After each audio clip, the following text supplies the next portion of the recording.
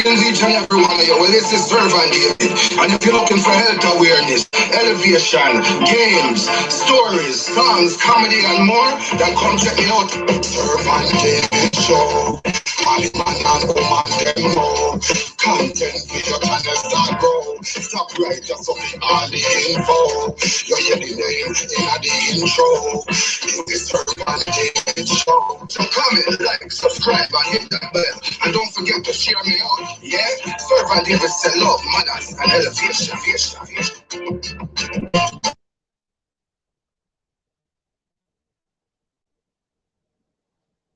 Greetings each and every one of you. Well, this is Servant David. And if you're looking for health awareness, elevation, games, stories, songs, comedy, and more, then come check me out. Servant David Show. I'm man and woman, them know. Content video channel start grow. Greetings each and every one of you. Well, this is Servant David. And if you're looking for health awareness,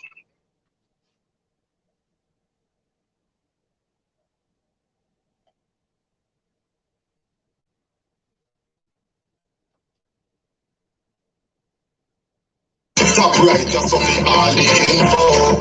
You hear the name in the intro.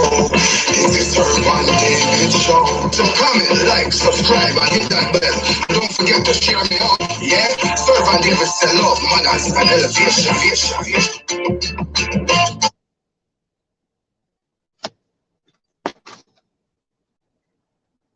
Greetings each and every one of you. Well, this is Servant David. And if you're looking for health awareness, elevation, games, stories, songs, comedy, and more, then come check me out. Servant David Show.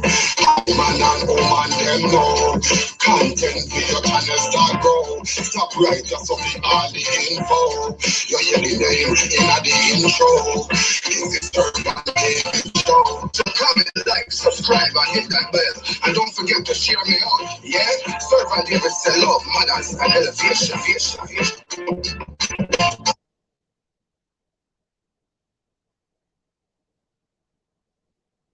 Greetings each and every one of you. Well, this is Servant David. And if you're looking for health awareness, elevation, games, stories, songs, comedy, and more, then come check me out.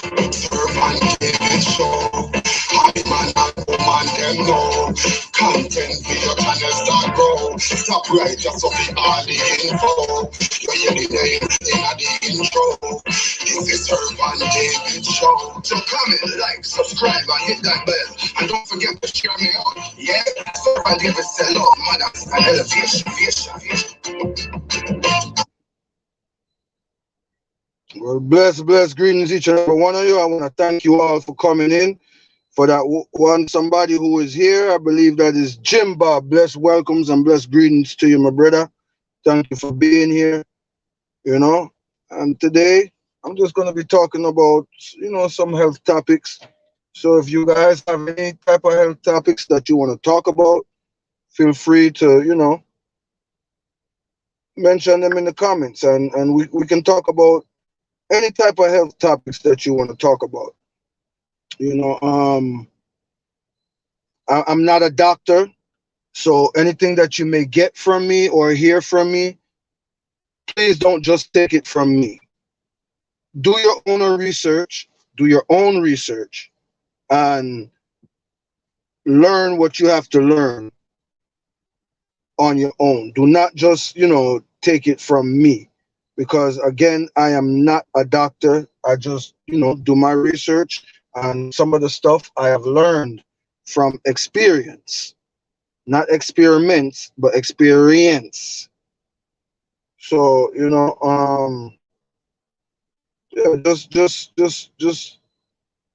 if you have anything that you want to talk about pertaining to health, because today is Health Awareness Wednesday, and so we're here to talk about health. And as most of you know, I try to save most of my live streams for health awareness, so that others can interact and we can talk about it, and those things. So again, I'm just, waiting for some more people to come in.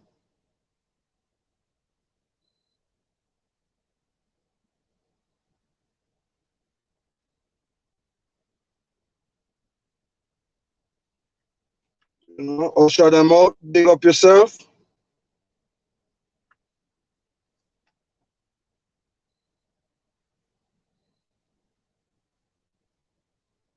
So and you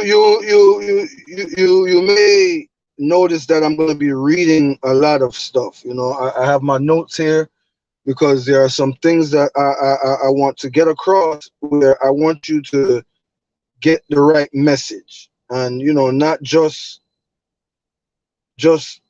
talking and overlooking certain things. I want you to get the full blown message. So again, we're just waiting for a few people to come on in, and then we get started.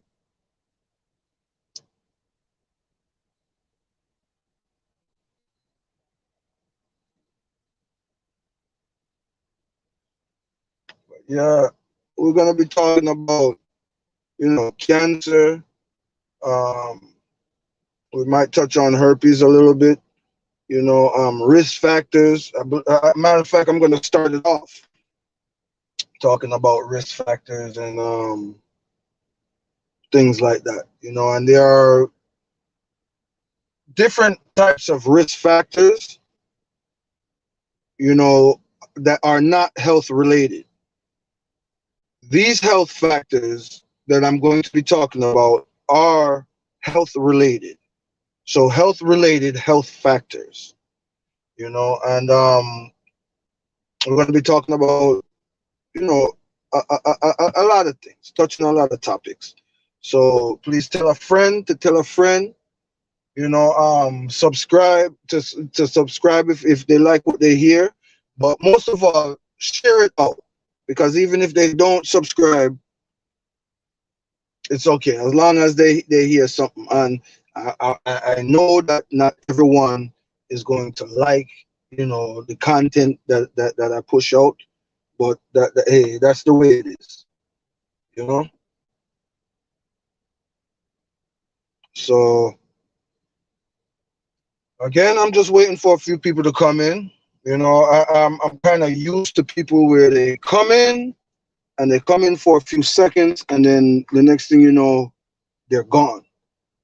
You know, but I thank them for coming in anyway, because they didn't even have to come in at all.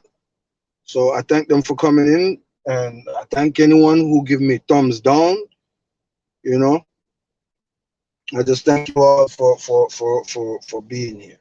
I thank you for sharing me. I thank you for not sharing me if you don't feel like sharing me. Anything you feel like, do,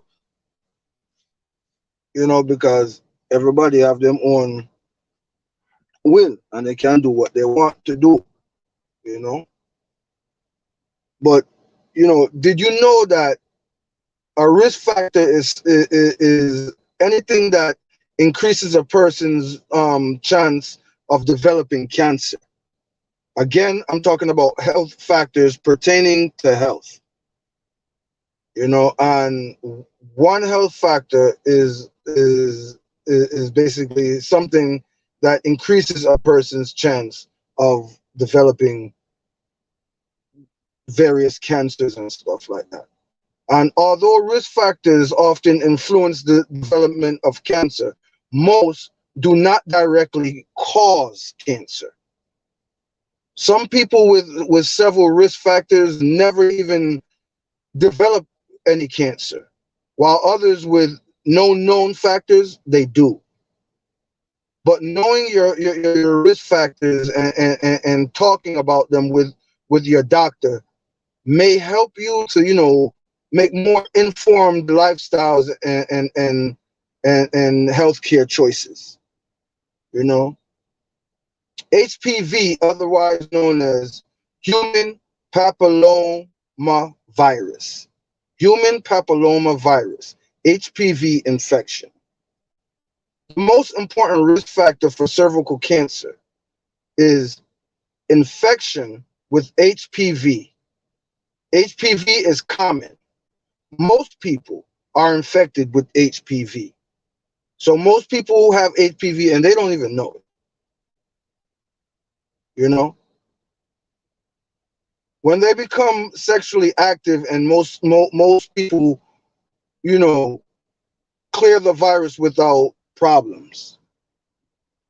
There are over 100 different types of HPV. Not all of them, though, are linked to cancer. The HPV types of strains that are most frequently associated with cervical cancer are HPV 16 and HPV 18. Starting to have sex at an early age or having multiple double partners puts a person at a higher risk of becoming infected with, a high HPV types. Immune system deficiencies. Women with lowered immune deficiencies. So women with a lowered immune system have a higher risk of developing cervical cancer. A lowered immune system can be caused by immune suppression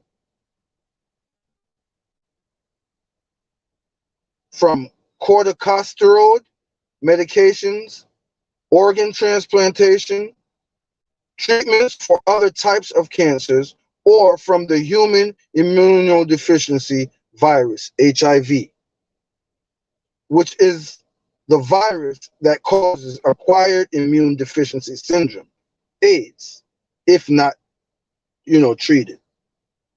When a woman has HIV, her immune system is less able to fight off early cancers. Herpes, well, with herpes, women who have genital herpes have a higher risk of developing cervical cancer. Smoking. Women who smoke are about twice as likely to develop cervical cancer as women who do not smoke. I repeat, women who have genital herpes have a higher risk of developing cervical cancer, and women who smoke are about twice as likely to develop cervical cancer than women who do not smoke. As for age, people younger than 20 years old rarely, not often, but rarely develop cervical cancer. The risk goes up between the late teens and the mid 30s. Women past this age group, you know, remain at risk and need to have regular cervical cancer screenings, which include a, a, a, um, a pap test and or a HPV test.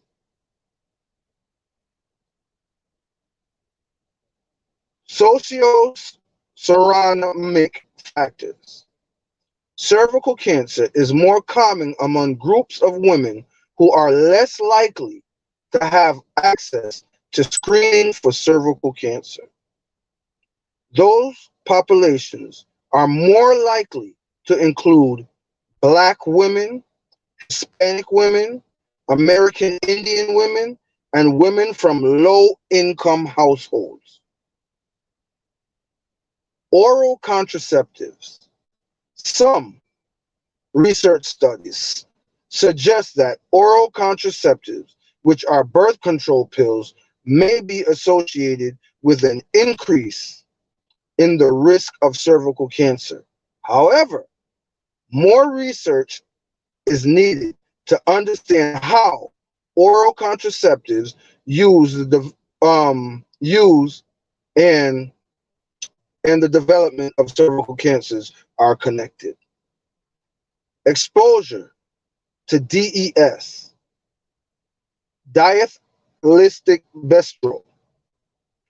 Women whose mothers were given this drug during pregnancy to prevent miscarriage have an increased risk of developing a rare type of cancer of the cervix or the vagina. DES was given for this purpose from about 1940 to 1970. Women exposed to DES should have annual pelvic examinations that includes a cervical pap test as well as 4-quadrant pap tests.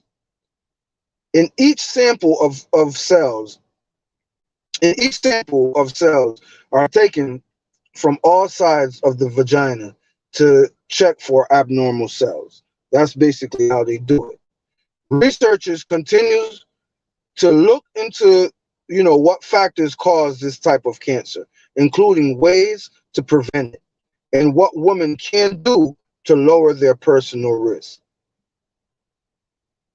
Now, there is no proven way to completely prevent this disease, but there may be steps, you can take to lower risks of getting cancer.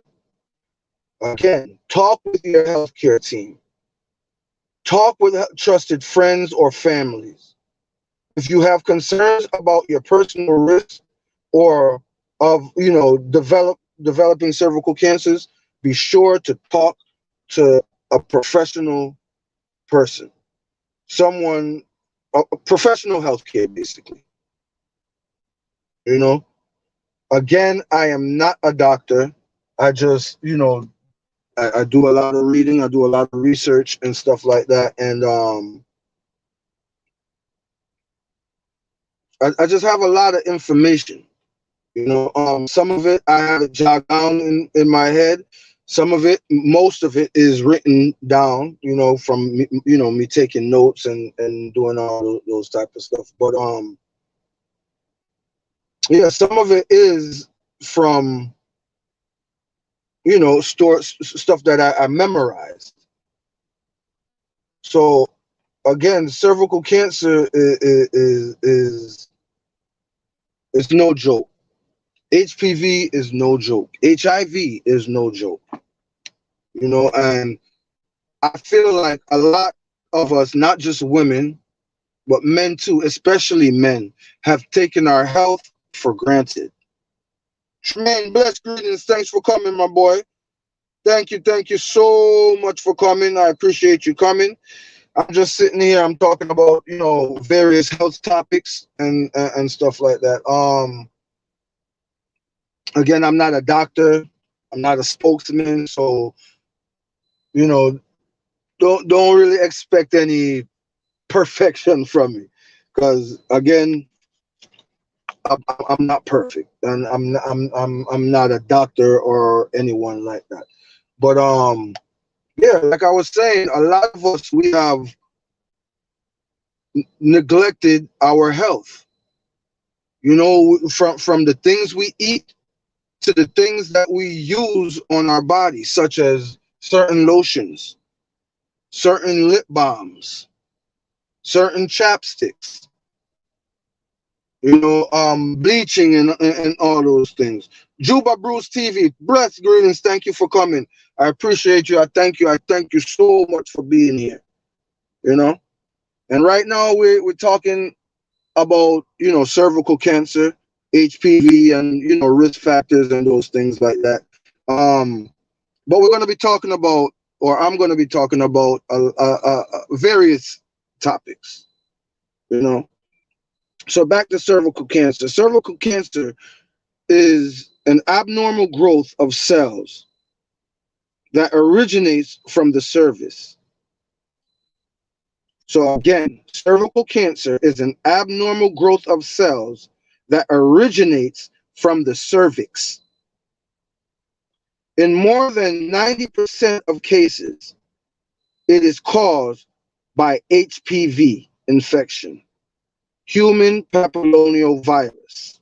However, it is more important to also note that there are those who have acquired HPV infections without developing cervical cancer.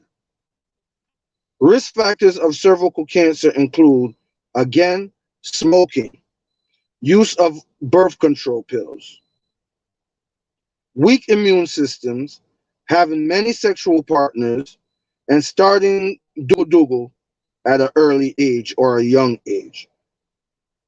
Cervical cancer usually occurs from a precancerous changes.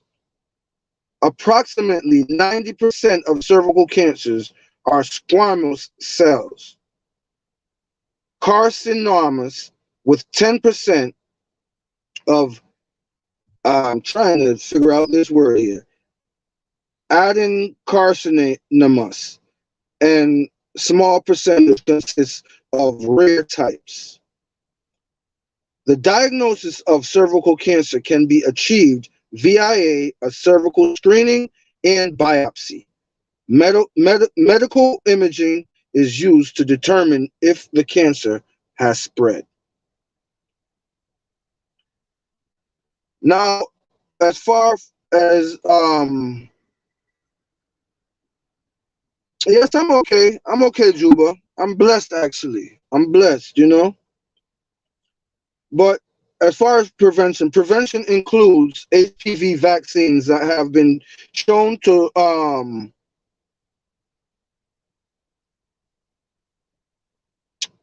protect individuals against 2 to 7 strains of high risk HPV that cause cervical cancers.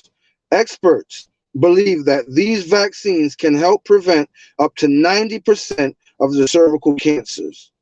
Since the risk of cancer still exists, women are recommended to go through a pap smear test, which helps to detect the changes, allowing patients to receive treatment at early stages of the disease. So it's always better to find out things early or catch things early opposed to catching them too late. And it's better to know than not to know. So please get tested. Whatever you do, get tested.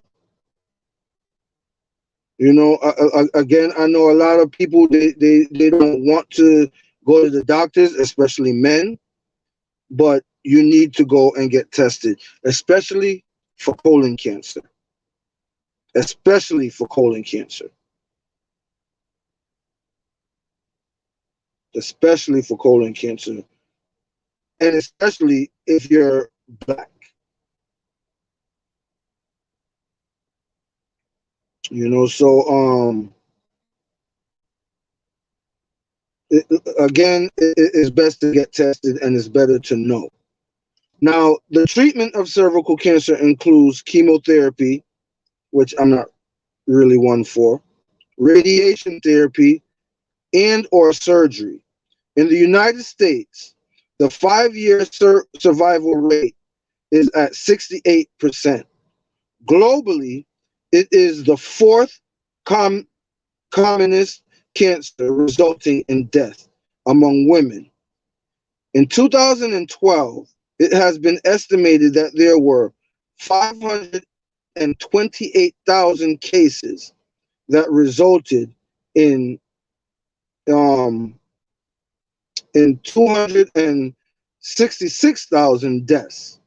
Approximately 70% of cervical cancers are seen in developing countries. This may be due to the cervical screening problems or programs that increases awareness among women in developing countries. Sil, blessed greetings. Thank you for coming. Thank you so much for coming.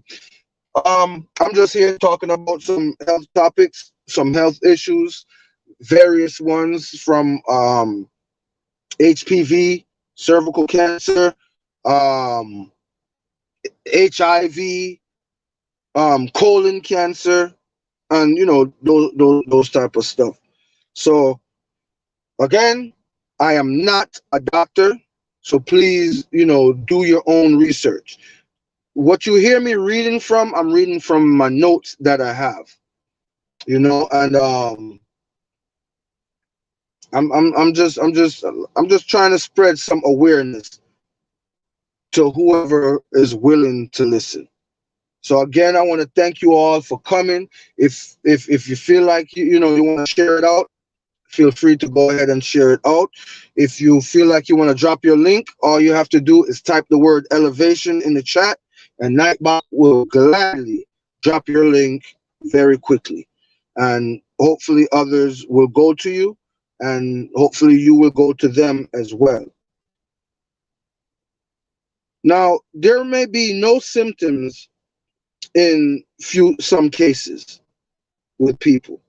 Again, that's where things hide dormant.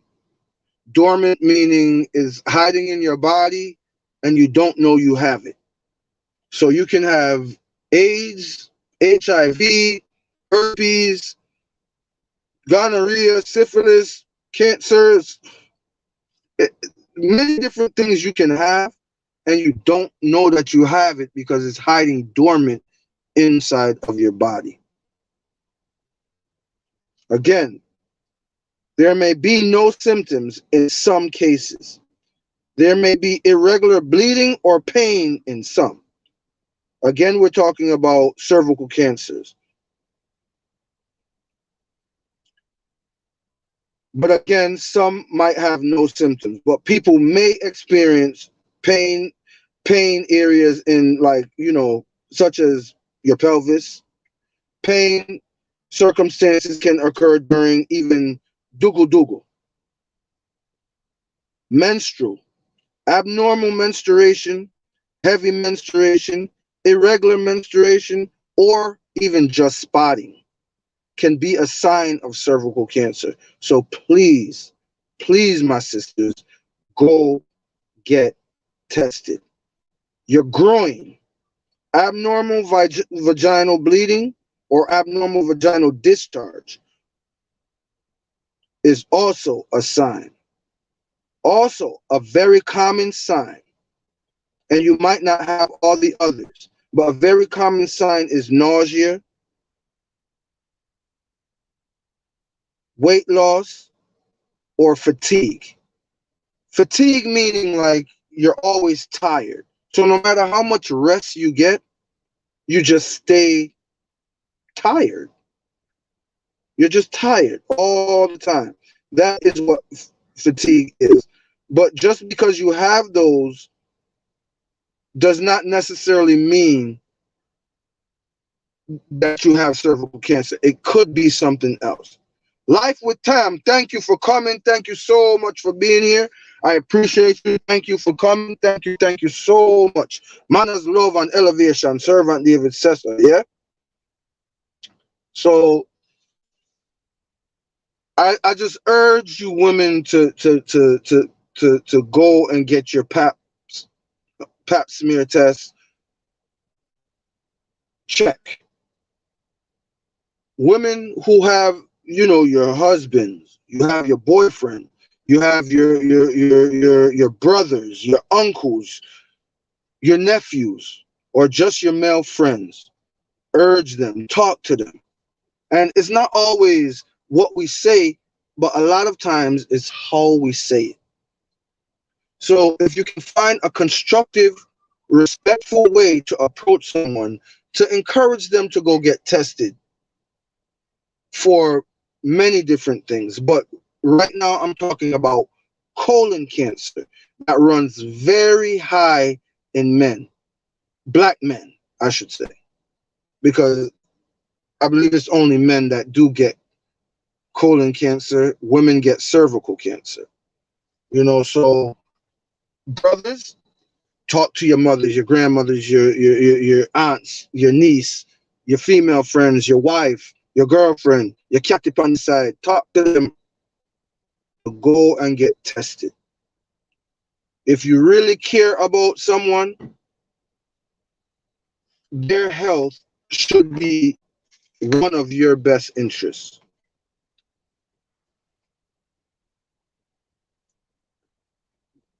Maybe that could be my opinion, but I would strongly stand by that and say that's a good opinion.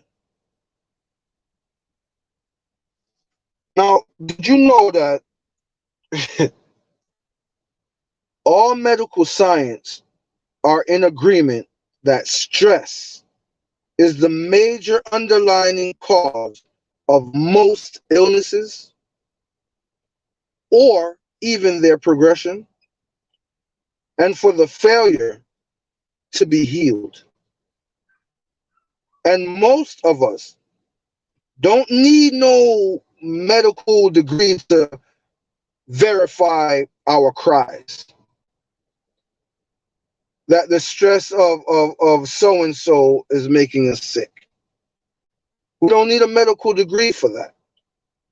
This fact has been medically known for over 3,000 years, although it was not until 1935 that the concept of stress as a cause of illness was adopted in Western medicine, when the Harvard psychologist Walter B. Cannon described stress as a disturbing force which upsets a person's usual balance. And me say so. Adam says so. And me say so. Adam says so. So do your research. And again, don't just take it from me. You know? Don't just take it from me, but please do take this from me and go get tested. Whether it be for herpes, it be for cancers,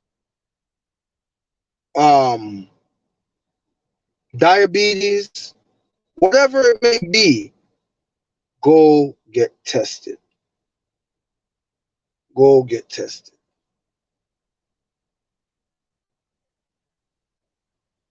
Please go get tested. Please, please, please. It's been long enough that we've been neglecting our health. And it's full time that we start taking care of our bodies. Full time. Full time. Brave young lion, thank you for coming in. Blessed greetings, manners, love, and elevation, my brother. Thank you for being here. Thank you for coming in. I really do appreciate you. Thank you for being here. Thank you so much for being here.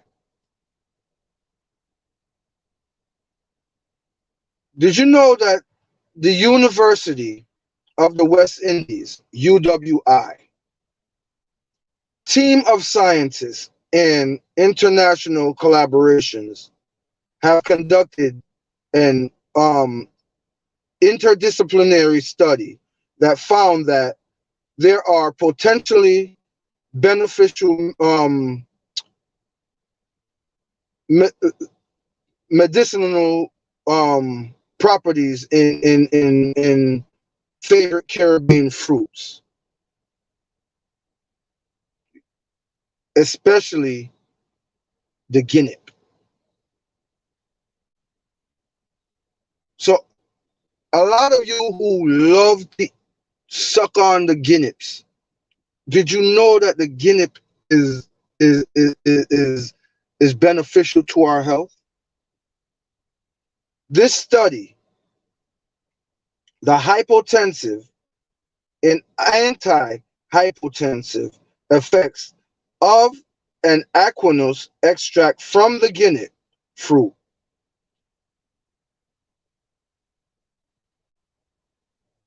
I'm sorry, I missed my place. The study of hypertensive and anti-hypertensive effects of an aquinose extract from the guinea fruit, among with other things that the guinea reduces is blood pressure. They say that it lowers the blood pressure in humans and in rats through its effects of cardiac output and heart rates. The study's authors noted that it did this by way of endothelium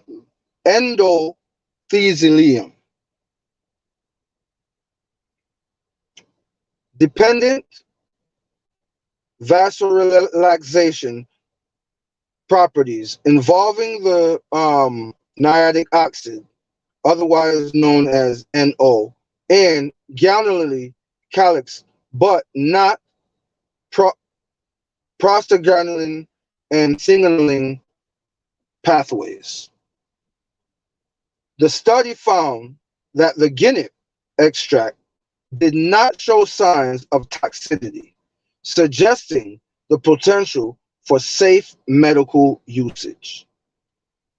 These results complemented those of prior study, which established that guinea also reversed and even prevented experimentally induced damage to the muscular tissues of the heart.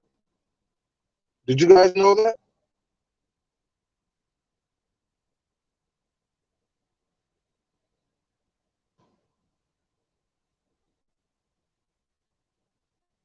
Did you guys know that? And did you know that a society that keeps cures a secret so they can continue to sell medication for huge profits is not a real society, but a huge, huge mental asylum? Oh, yes. So, again, I'm urging you guys to please go and get tested for all various types of cancers and diseases and illnesses.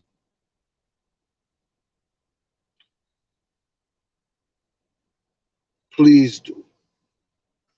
Please do. So we're going to go to a small commercial break, and I'll be right back after these commercial messages.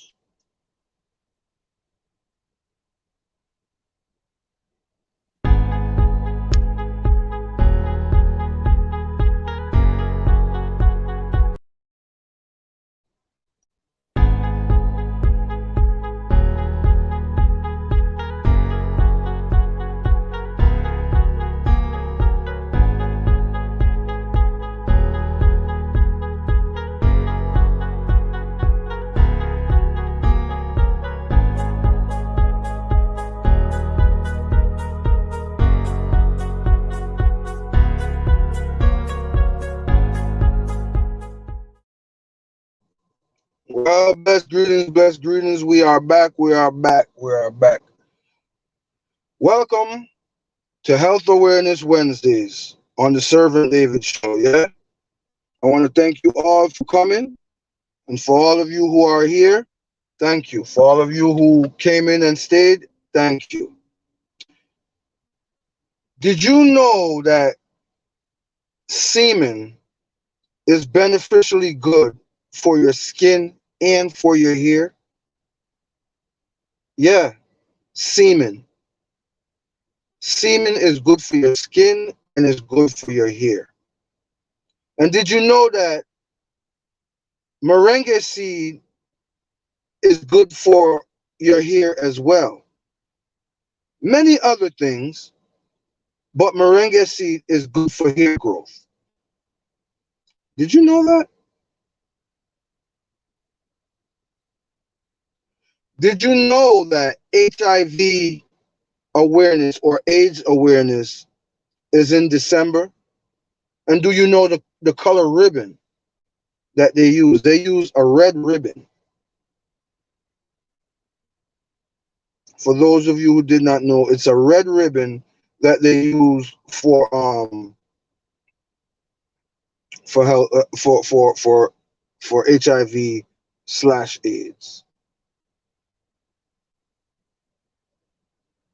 Yeah.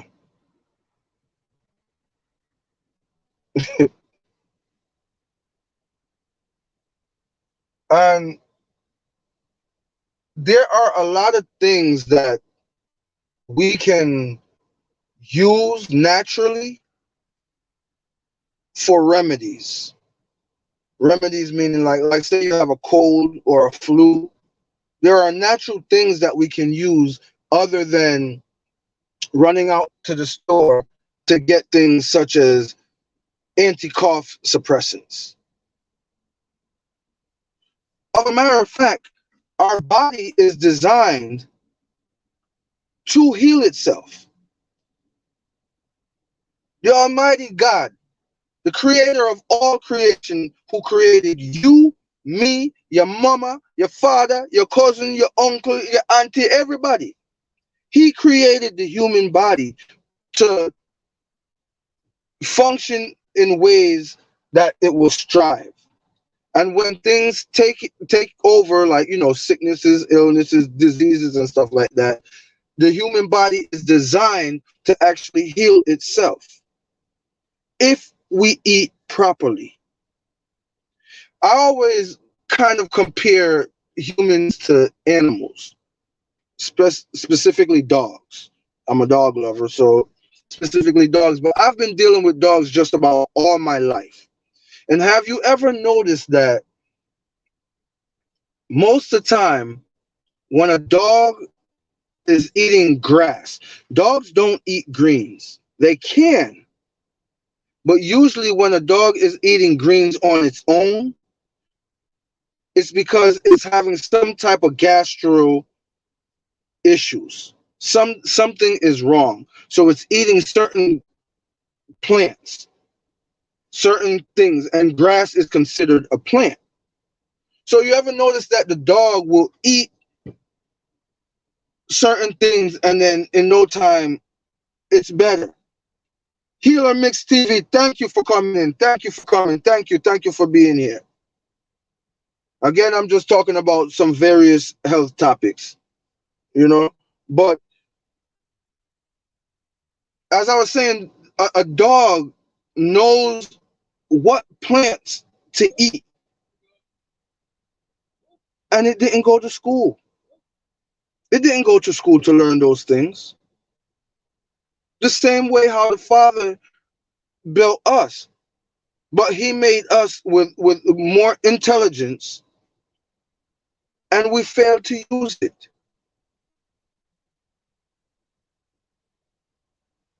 Natural herbs and stuff like that can rid of many different things, many different things. But I was saying that the human body defends itself when fed properly. Even when you don't feed it properly, it still tries to fight off certain things. Now, when you catch a cold or a flu or something like that, your nose runs, that's your body reacting. It's letting out toxins. When you cough, your body is ejecting things out of it that it shouldn't be in it. So why would you want to go and get something that is going to suppress that? Even sweating. Did you know that certain antiperspirants we are not supposed to use? We're not supposed to be stopping ourselves from sweat.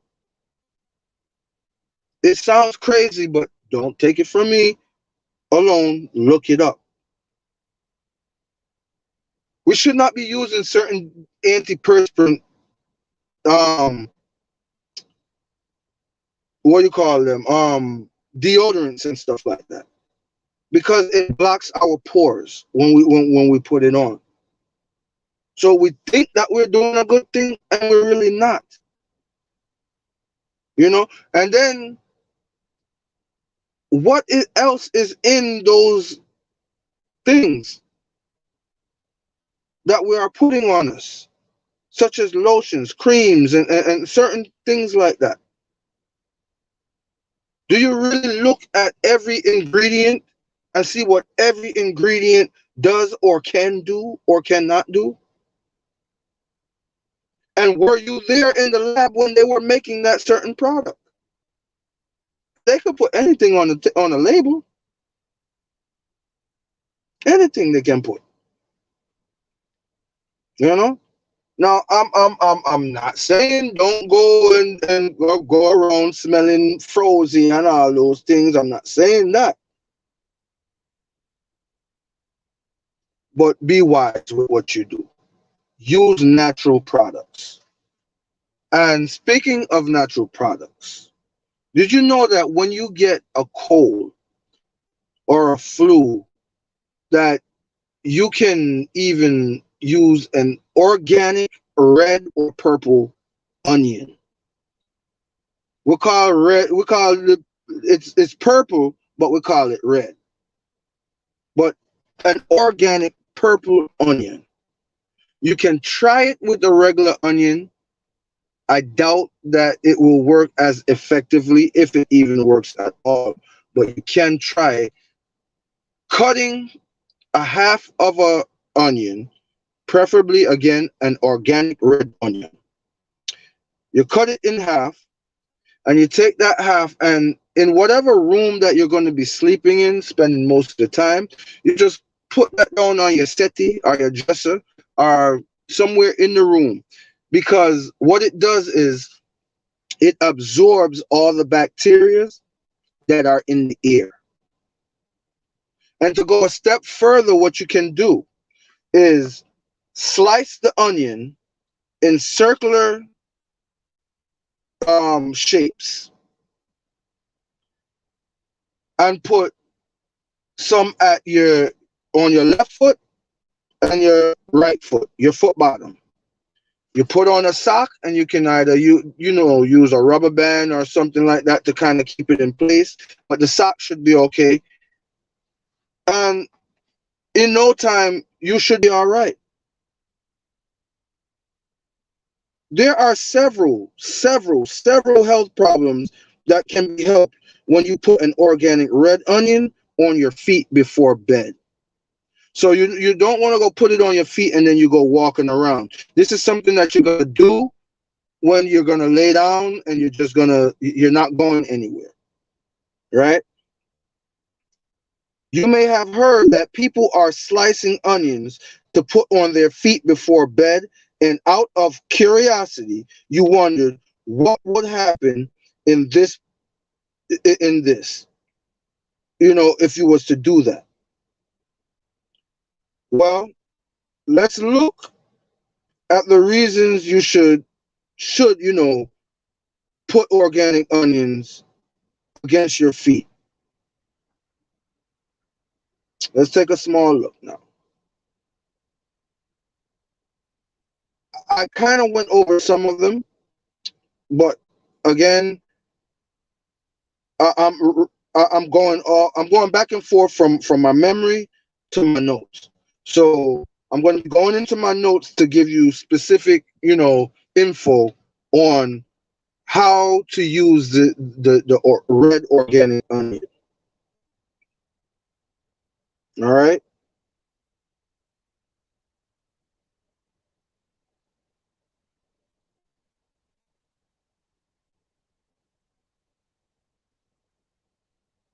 No. What? Yeah, give me a minute. Probably give me about half hour to an hour. Probably hour and a half to. Who knows?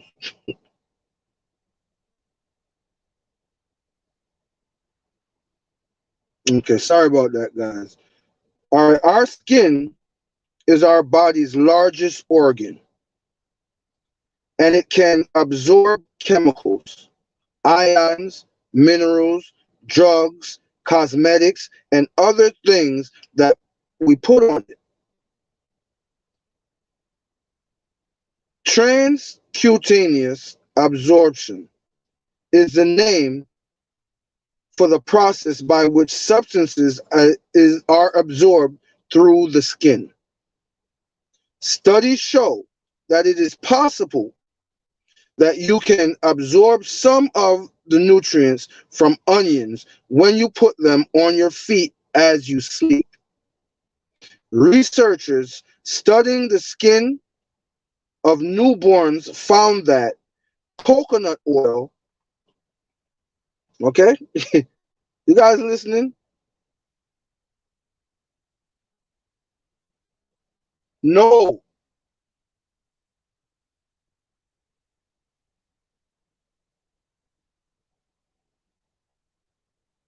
All right. I'm sorry again. But yeah, they found that researchers studying the skin of newborns found that coconut oil and safflower oil rubbed onto a baby's skin resulted in a rise in the triglycerides and fatty acids in the bloodstream of the baby. The oil that was rubbed onto the skin actually showed up in the bloodstream as though the baby has eaten it. Foot reflexology,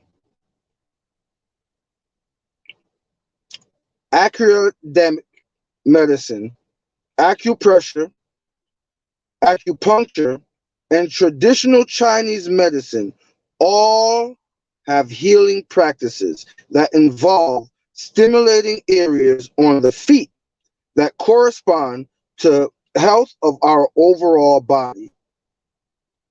The points at which you stimulate the feet correspond to energy meridians that lie in the body.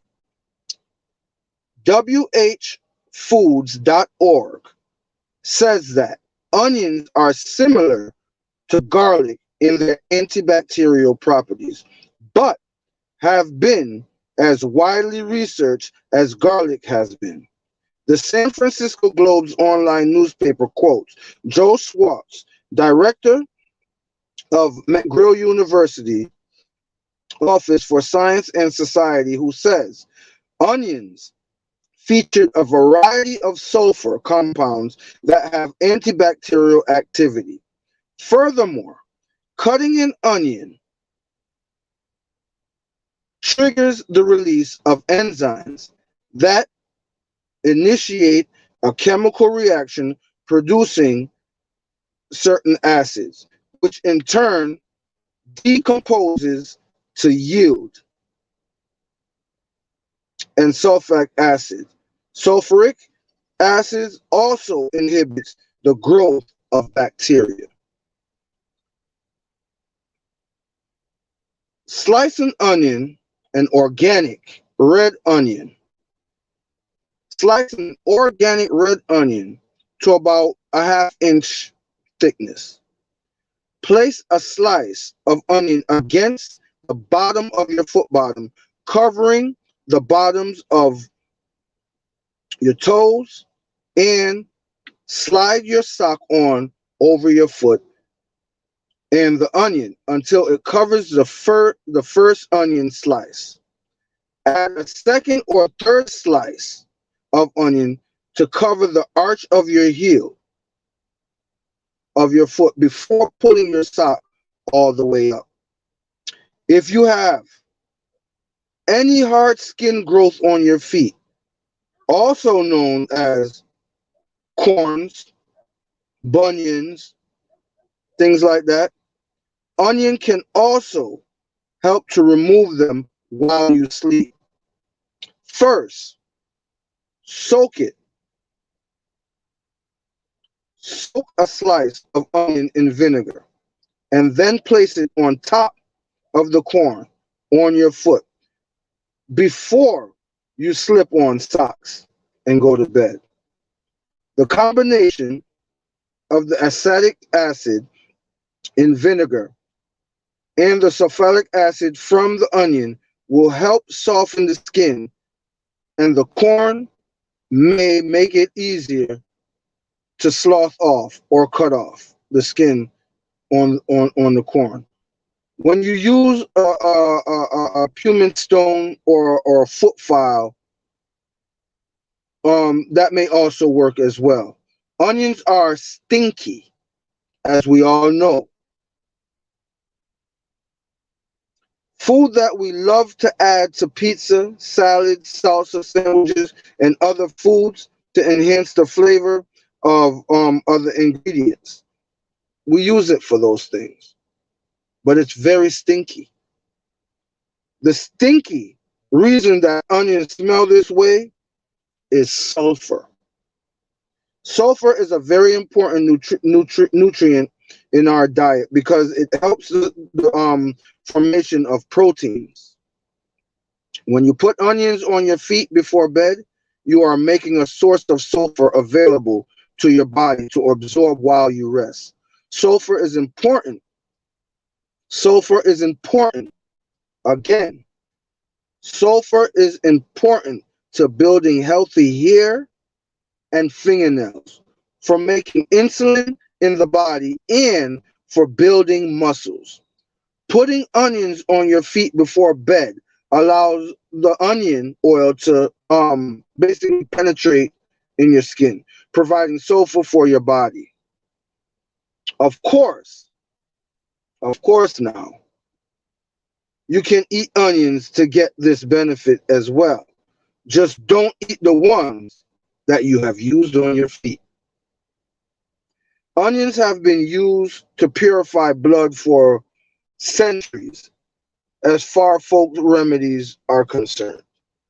So again, organic red onions are very helpful to helping you, fight off certain flu-like symptoms and stuff like that.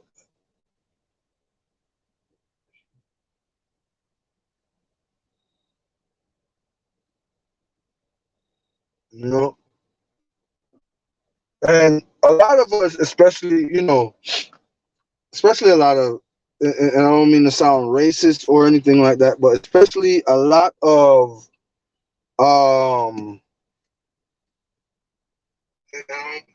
a lot of black folks, black people, they like watermelon.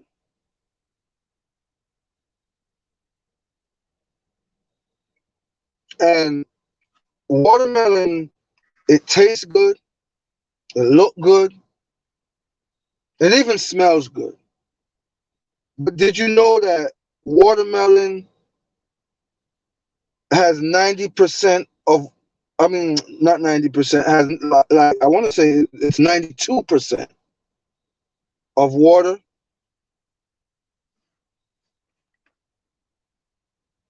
Watermelon has 92% water. But did you know the other benefits for watermelon? Did you know that watermelon reduces high blood pressure and blood sugar levels? It reduces heart disease risk. Highest alkalizing food. So it's the highest alkaline type food that there is. It boosts your immune system. It strengthens your bones. It produces energy. It cleans your kidney. It even fights off certain cancers, if not all cancers. Watermelon. Watermelon.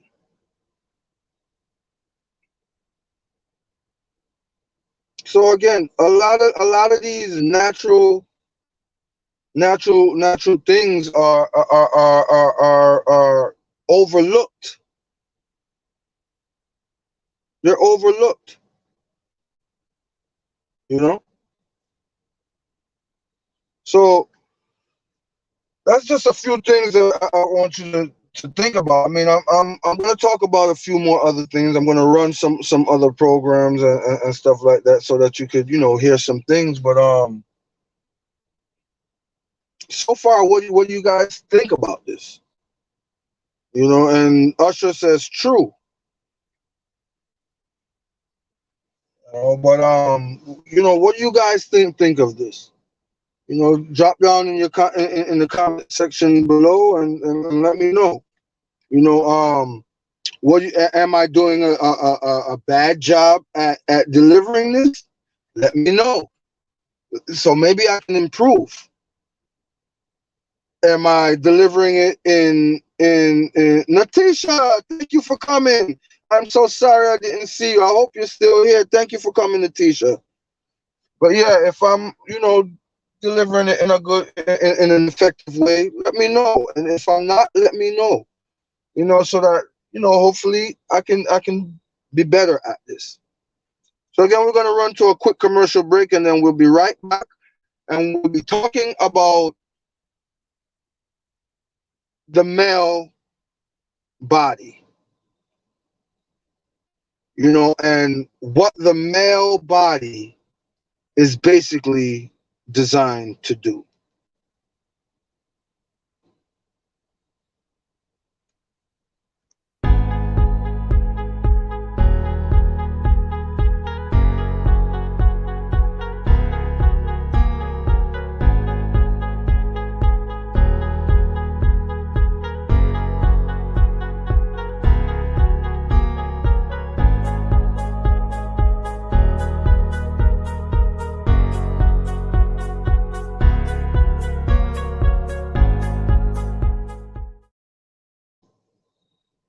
And we're back, guys. We are back.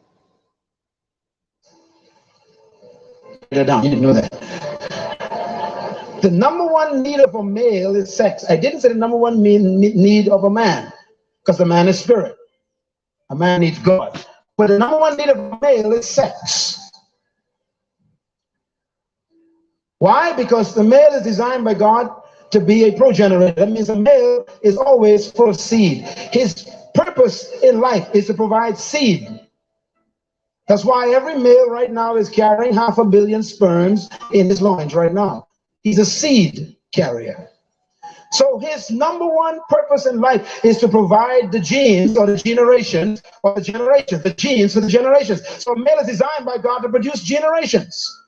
That's why when God wanted to create a nation, he never went to a woman, he went to a man, because a man carries the generations. He said, Abraham, a nation shall come from you, and Sarah will incubate the nation. So the man needs sex. The man doesn't want sex, he needs sex. Say he needs sex. Men don't want sex, they need sex. A need is something that helps you function. A car doesn't want gasoline, it needs gasoline. If you don't have gasoline in the car, it stops functioning. A need is not a want. Men do not want sex, they need sex. Don't look at me so funny, lady. Say hallelujah anyhow. I'm trying to give you some education so you don't get in trouble. Now, because a man, number one need is sex, because he's driven by the divine purpose to produce seed. That's why men have no cycles. A man have no menstruation cycle. He's always ready. All the time, every day, all day, anytime, anywhere. The guy's ready.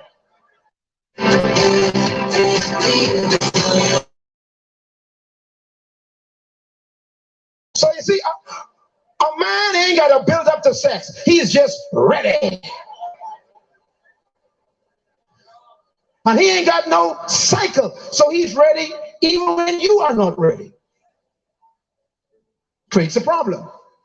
Now, most women who are married, especially you Christian women, some of y'all think that your husband got a demon. What's wrong with you, man?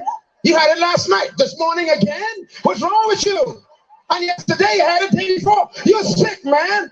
I'm going to pray for you. I'm going to take you to Pastor Matthew and cast out this nymphomaniac demon. You are full of the devil. And so you take your husband down to the office. You make an appointment to see Brother Matthew. I say, Pastor, my husband have a demon. He's a nymphomaniac. He won't leave his hands on me. You got to pray for him. Cast the demon out. And Brother Matthew says, I got the same demon.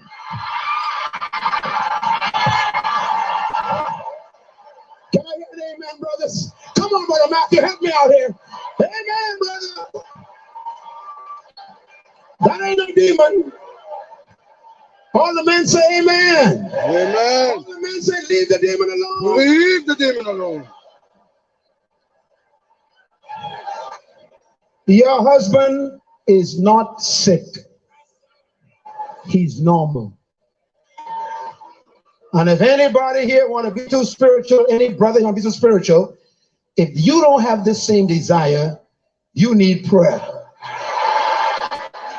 Now, the question is, why is a woman's need not sex? A woman's number one need is not sex. Now, she likes sex. Sex is good for a woman, and she enjoys it. But it's not her motivational need. A woman's number one need is not sex. Write it down. A number one need is affection. Affection is not sex, brothers. As a matter of fact, sex is the result of affection to a woman. If you give her affection, you'll get your need met. Now, some of you ladies need some help.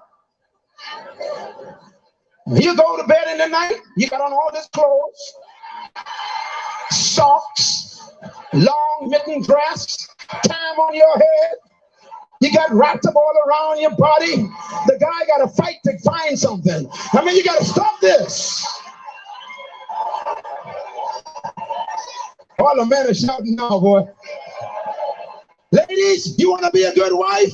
Make it easy. Go with nothing on. Say, good night, baby. Come on to bed.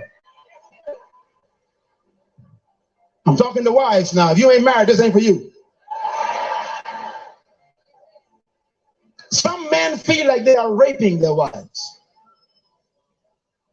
Ladies, you ever wonder why Paul says the body's not your own? Because sometimes you don't feel like it. The problem is he always feels like it. Now, women have 4 seasons: summer, winter, autumn, and spring. So men, you got to be saying,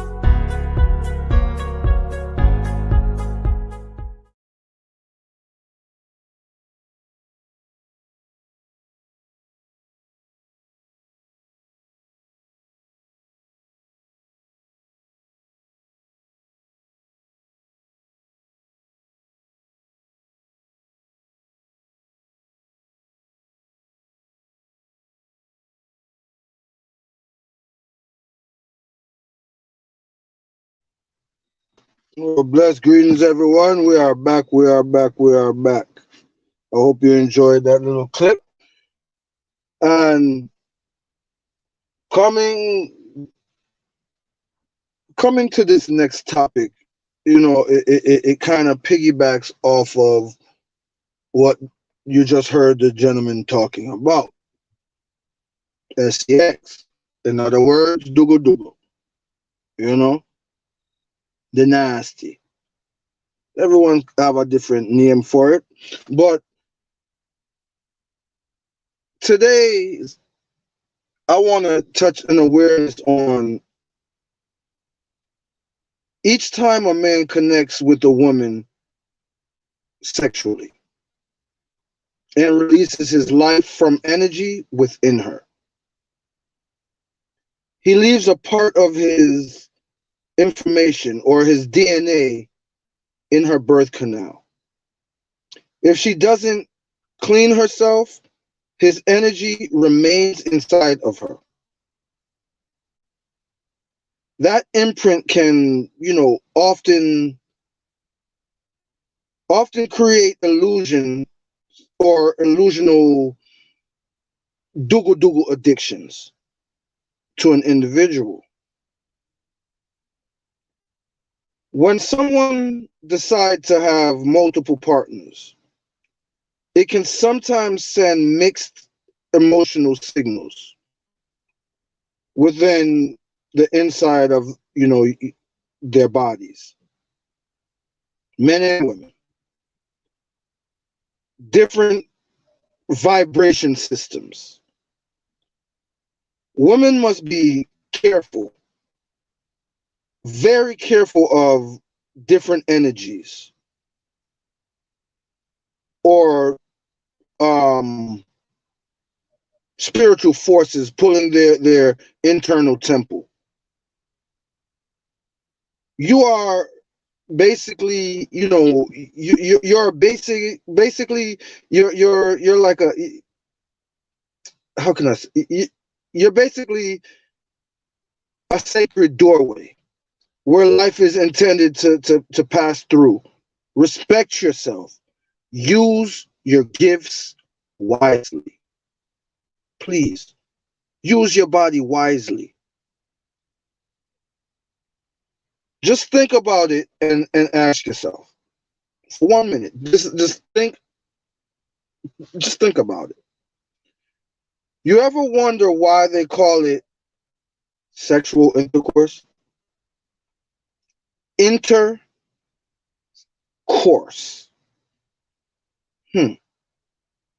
It's an internal course that unites man and woman, mind with mind, spirit with spirit, or energy with energy. This is something that a condom can't protect you against because energy is behind the element of all flesh. There is no such thing as casual doogle doogle or friends with benefits. No, no, no, no, no. No such thing as that. Although we call them that. But I don't think so. Intimate, to me, is like intimate activity, you know, it entwines the energies between two people. Dougal Dougal creates a very, very powerful exchange of energy between those that are involved, those that are doing it. It's a very powerful energy. And there are connections, imprints, and debris are left, you know, on the mind, soul, and the spirit for a long time because they are not, you know, easily purged or cleansed. Casual doogle doogle, really? Casual doogle doogle is basically with multiple partners. With multiple partners, it can intertwine the energies and the spirits of lots of people into your own aura, basically, into one person if they're not, you know, severed and cleansed properly. You become joined to every person with who that person was joined with. So every person that person had doogle doogle with, you become entwined with that person in some way, shape, or form.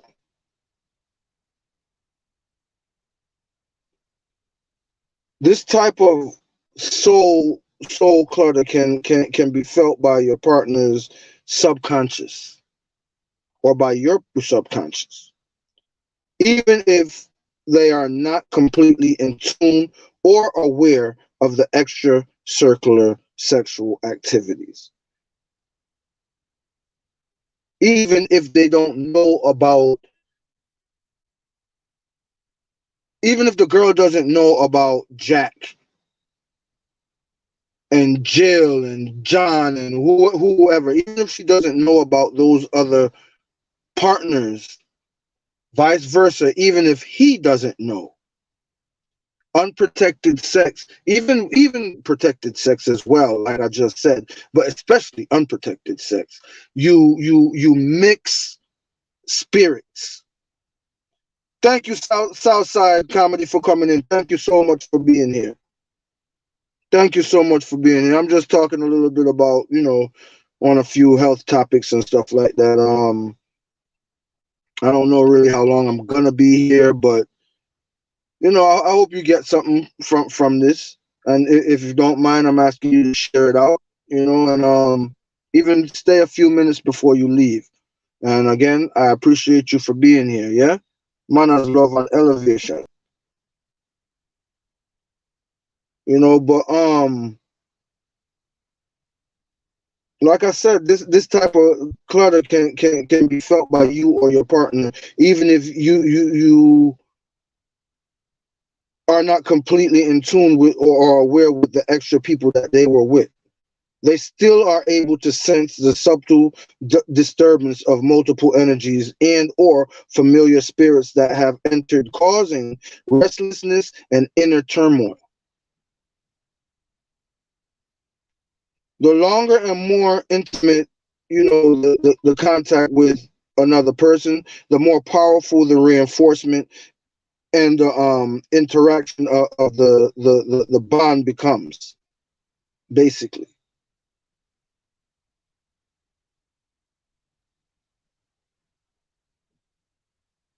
So we got to be careful with how we manners. Thanks for being here. Yeah, I appreciate that. Thank you so much. As you see, I don't really get the support like I think I should, and it could be me. It could be the way I'm delivering my stuff.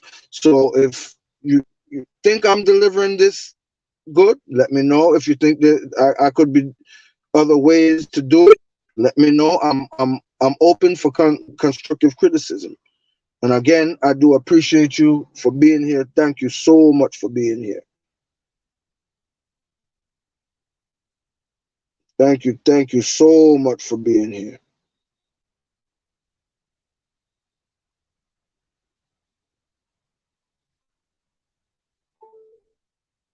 But yeah, the longer and more intimate the contact with another person, the more powerful reinforcement and interaction of the bond becomes with each other, and all the more difficult, you know, if it difficult if it is then to untangle and leave.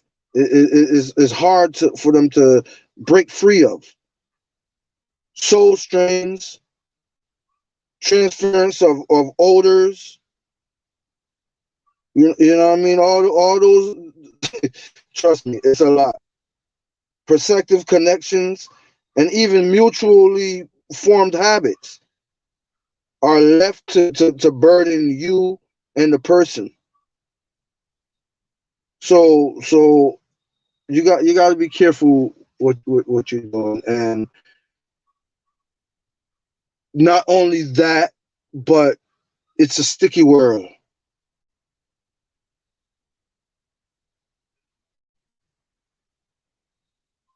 Really, it's your first coming. Well, I appreciate you for being here. Thank you so much. If it wasn't dark, I'm sitting in the car, but if it wasn't dark, I'd turn on the camera, introduce myself more formally. But I thank you for being here. Blessed manners and elevation to you. If you are a content creator, you can feel free to type the word elevation, ELEVATION, elevation. Type the word elevation in the chat, and Nightbot will gladly drop your link, and hopefully someone will come to you, and you can meet more people and all those things. But yeah, we gotta be careful. We just gotta be careful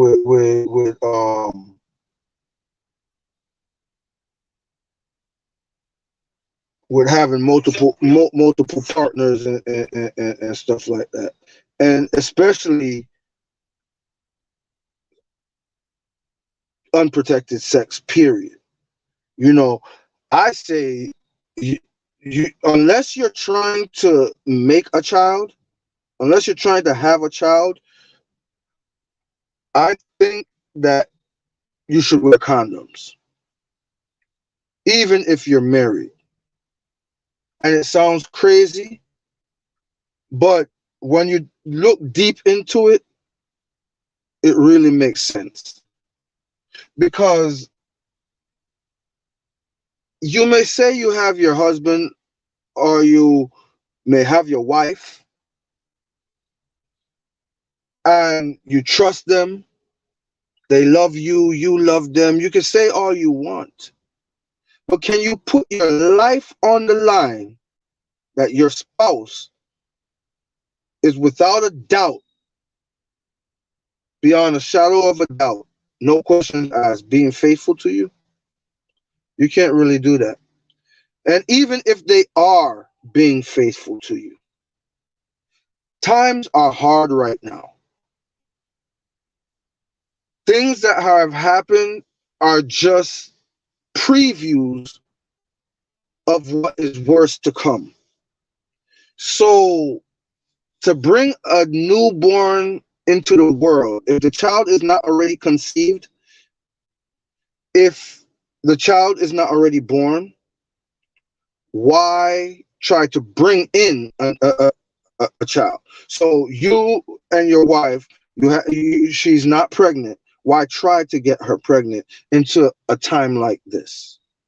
That's just my opinion, but it kind of doesn't make sense, especially if you're old, like me. I'm 48 years old, soon be 50 in March 9th. Yeah.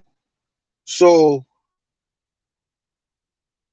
let's say you your wife is faithful, you're faithful, and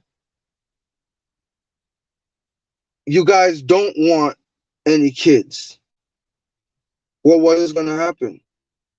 If you don't use some type of contraceptive, you're going to end up having kids.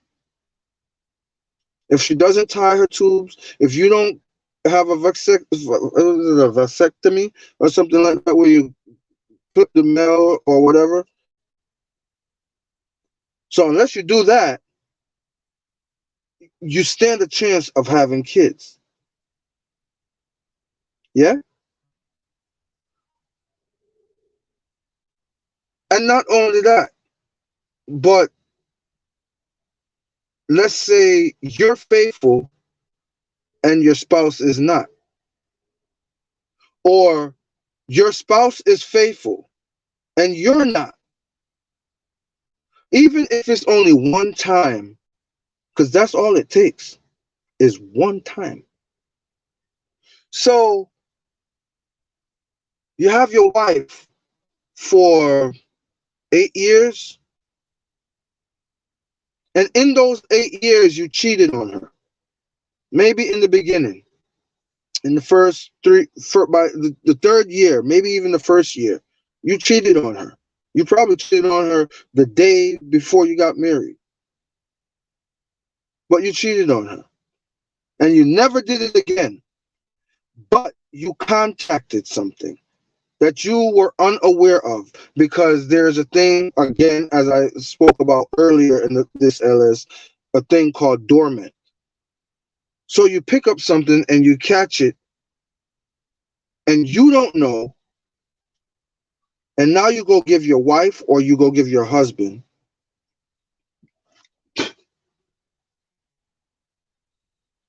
and it comes out later on that you had herpes, and you're wondering, well, where did this herpes come from?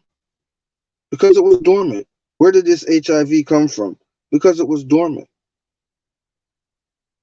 And again, like I said, can you 100,089 billion% say that your spouse is not cheating on you?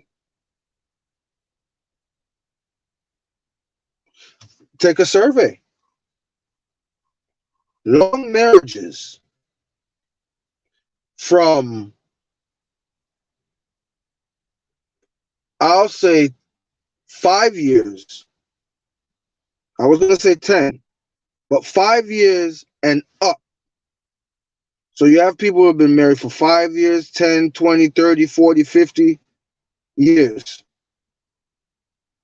So let's say someone who has been married for 23 years. In that marriage, do you think one of those spouses cheated? And I'm talking the average relationships. Average meaning people who are into church and people who are not into church. both groups, combine the average. Somebody cheated somewhere in that marriage. And if not somebody, then they both did. Some way, somehow. So we should use protection. Unless you're trying to advocate. That's just my view on it. You can type what your view is on it, you know. And for another health topic, do you know foods that cause inflammation? Inflammation meaning like swelling. Meats cause inflammation. Dairy causes inflammation. Fried foods cause inflammation. Alcohol, bacon, white sugar. Those are just a few things that cause inflammation in the body.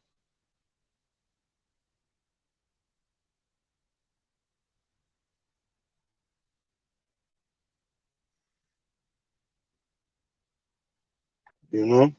So again, I'm Servant David, and I'm just here talking a few health topics. You know, I've been here for about an hour and a half, and I think I'm going to probably get ready to end this in a minute.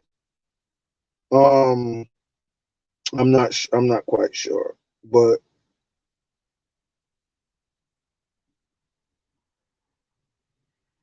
it's a lot of stuff out there that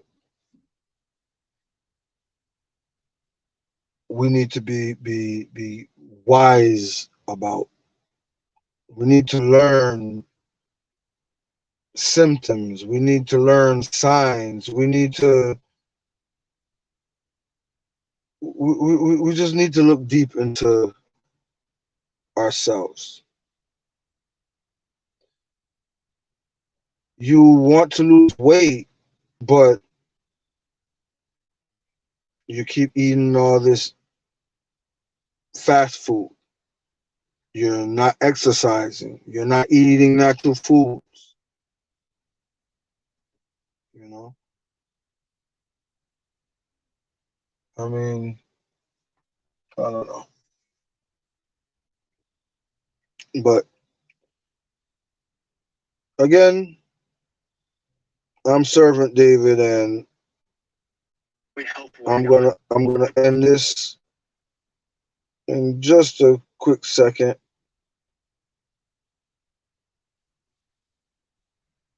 But if you guys have anything, Southside, if you're still there, you have anything that you want to talk about health wise, you have anything you want to ask me about, because it's not pinpointed on any specific health topic. It's just whatever.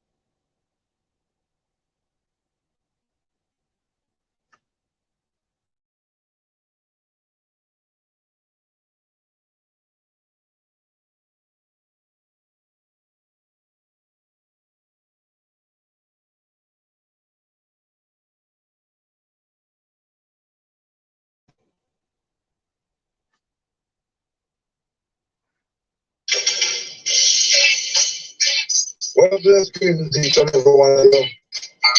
Servant David's schedule is now in progress, yeah? So Saturdays we will have 7 Saturdays, which will consist of videos on LSs. Then we will have story time Sunday, which will consist of videos and stories with morals. Then we'll go over to Music Monday, which will consist of videos and things that has to do with music, yeah? Then we go over to Games and More Tuesdays, where we will have games and videos, and we will have games on LSs at 9 p.m. Eastern Time, yeah? Then we go over to Health Awareness Wednesday, which will consist of videos and LSs. Then we move on down to Comedy Thursday, and Comedy Thursday will consist of videos. Then we go over to Elevation Friday, and Elevation Friday will consist of videos and LSs. Hope to see you there. The Servant David Show, yeah. Come and join the Servant David Show. Servant David Show.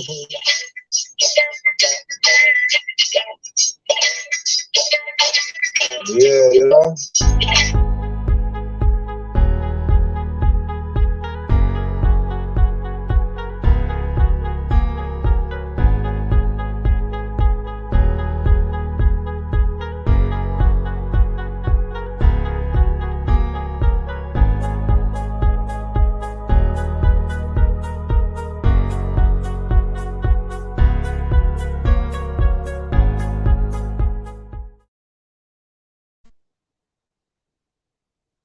Bless greetings, each and every one of you. I want to thank each and every one of you for coming. And for those of you behind the curtains, you know, I want to say blessed welcome as well. I want to ask that as soon as you do come in, please, I'm asking you to stay for at least, 10, maybe 15 minutes before you do leave. Yeah? That way the things stick, Yeah, so I'm just going to start this off with a prayer, as usual. Almighty God, I ask that everything on this LS will be of your plan, of your will, and that someone will be educated, inspired, and elevated through this program. I give you honor, I give you thanks, and I give you praise, and I say amen. Hallelujah. Well, today, this one here is about learning about viruses, and I'm going to have, a friend of mine, Stephanie Bullock, give you guys some knowledge on these viruses and stuff. So you guys stay tuned and feel free to comment in the comment section below, yeah? Take it over, Steph. Oh. I don't know if you're going to put on the thing also. Yeah, I'm going to be down in a minute because I got some other voices. Oh, two more voices.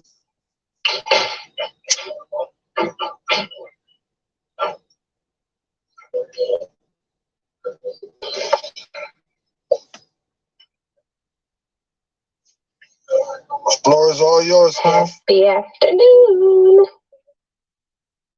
You guys. Hey.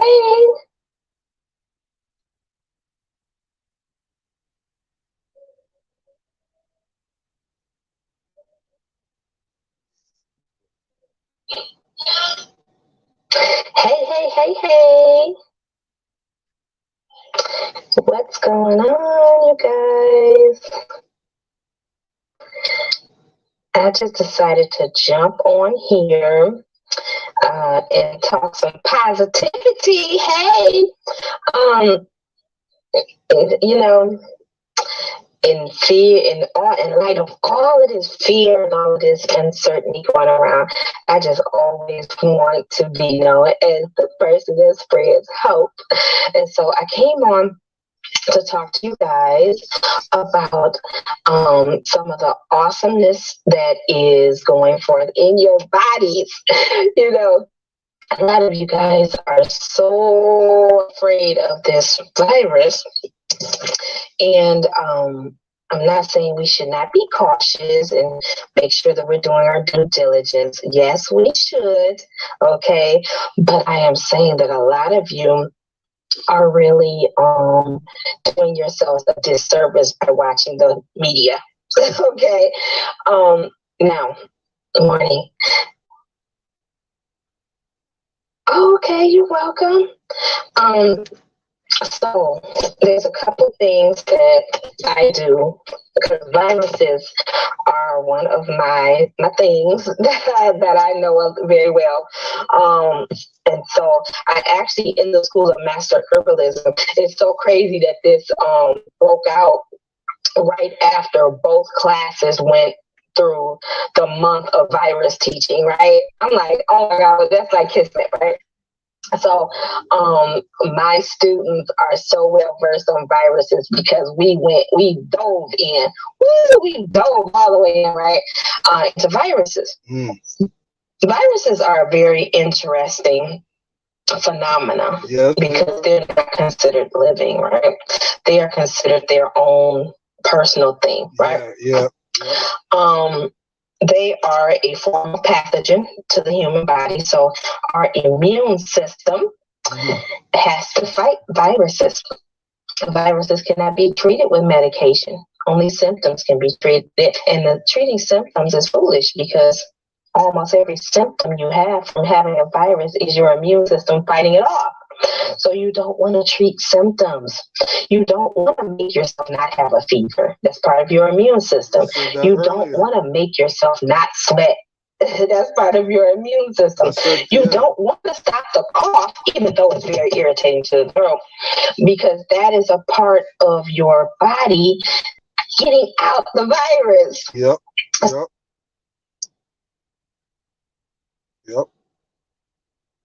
You there?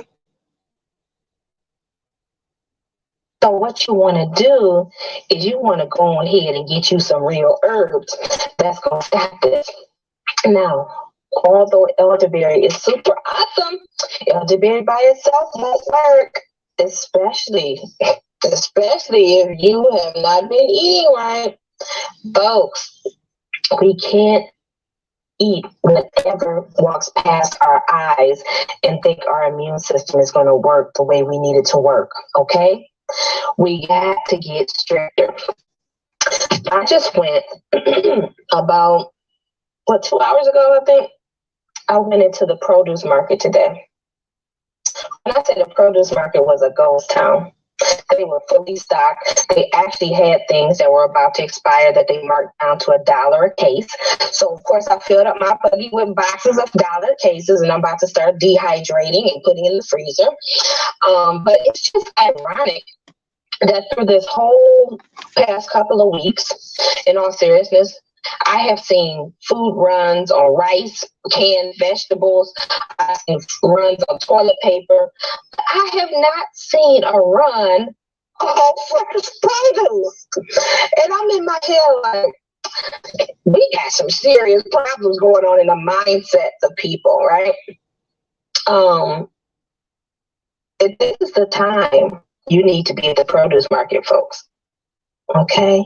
You need to be eating fresh fruits and vegetables. God created all of these plants, okay? And herbs are plants. God created all this for healing, okay? The foods that we eat, the fresh fruits and vegetables that we eat, they send messages to our body to replicate and repair, okay?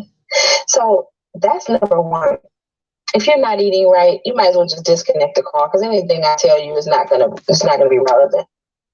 Okay, I'm an alkaline vegan, and I was telling everybody in the last call, I got hit with something a couple of months ago. I really believe it was the corona, and I believe the corona's been around for a minute. I got hit with something a couple months ago. It was 2 or 3 months ago. I can't remember how long it's been now. I'm gonna have to ask my sister because she's the one that keep up with all this stuff. But seriously, it has started. It was a upper respiratory issue, whatever it was. It was attacking my lungs and my bronchial tubes. And I'm like, wow, what's going on? I'm alkaline. Why is this thing attacking me? Blah, blah, blah. I started taking elderberry. That elderberry. I went to the doctor because I'm like, let me have him run some blood work. Because I'm like, is this some type of aggressive strain of pneumonia? What was going on? They did all blood work. They tested for influenza. They tested for pneumonias, all different strains. Do you know they could not find anything? They said they had no idea what was the source. They did not test for corona. And at that time, corona wasn't really a popular thing. They did not test it. Okay. And so it's like got me feeling some type of way now because I was in my head like, you know what? I probably did get hit with it. But I'm going to tell you something. It was serious. It was serious it was the point of I had excessive coughing. I had an unproductive cough. I couldn't cough up the phlegm. And and my throat was in a really bad space. It almost, and anybody that is my student, you guys will remember this when I started not being able to talk because it attacked my throat. I was taking elderberry 4 to 5 times a day, syrup and tea. Okay. I said, after I went to the doctor, they were like, we have no idea what this is that's attacking you. We think it's some type of virus that we just don't have in our current database. They wanted to put me on all these medicines. The devil's a liar. I'm not taking nobody's medicine. So, as a herbalist, right, I came home and decided I was just going to go full throttle. So I did rounds of elderberry and ginger, fresh ginger juice. I did ginger shots. I did, I think, 1 cup of mullein tea. And I hit it. And when I did that one day, the first day with the mullein, I started coughing up phlegm. It started breaking up. That next day, I hit harder with the ginger shots. I coughed up a big glob of mucus. And after that, it was gone. So I was like, that was deep. I said, whatever that was deep. Okay. And now looking now what's going on, that had to have been the corona. And I'm telling you guys, this thing, your body needs to be in a position to fight this thing. In all seriousness, you guys are not doing a service. Let me grab some water. Excuse me. That just went down the wrong way. Oh, hold on 1 second. I just swallowed some water the wrong way. Excuse me. Okay. So I'm just trying to tell you guys that it is of utmost importance that you are pushing fruits and vegetables right now, giving your body the necessary tools it needs to fight whatever's coming your way off, not just corona, but the flu and things of that nature as well. I don't remember how many ginger shots I did. I just made a big batch. What I did, I made a big batch and I just kept drinking it. All of oregano didn't do anything. I have all of oregano. When I tell you guys I had this issue, I fought it for 2 weeks. All of oregano did nothing. Now, I'm an herbalist. I know what to use. I'm being so serious right now. I'm not being funny. My immune system, in all seriousness, my immune system fought that thing off. That ginger at the end helped it to exit my body. My immune system fought that off. Okay. I'm going to be for real here because the fatalities at this point are really hitting the elderly population or special chronic condition populations right now. And I'm telling you guys what to do. In all seriousness, you got to get before this thing. You need to be making sure you're getting enough rest. You need to be making sure you're eating fruits and vegetables. You need to be taking your herbs that are going to boost your immune system. The herbs are not going to fight the virus. The herbs are there to move everything out of your immune system's way so it can fight the virus. I need you guys to understand this. Viruses do not float around in your blood. Viruses infiltrate your cells. They go inside the cell. There is nothing on this planet that can go and kill that virus except your immune system. Herbs won't do it. The herbs are there to boost your immune system, remove things that are hindering it out of the way. You can think I'm lying if you want to, but go ahead and believe that you are going to have, you're in a chronic condition state and you're not eating properly and think that you're going to take a herb and it's going to work. Because we're going to be hearing about you. And I'm not being facetious here. I'm really trying to get you guys into a position where you are going to overcome this. So that after all of this smoke blows over, you're going to be back on the lives with me. You know what I'm saying? I don't want to hear about any of you passing from this. And I'm being so serious. Excuse me. Ooh, that water went down the wrong pipe. Oh, goodness. So, let me see.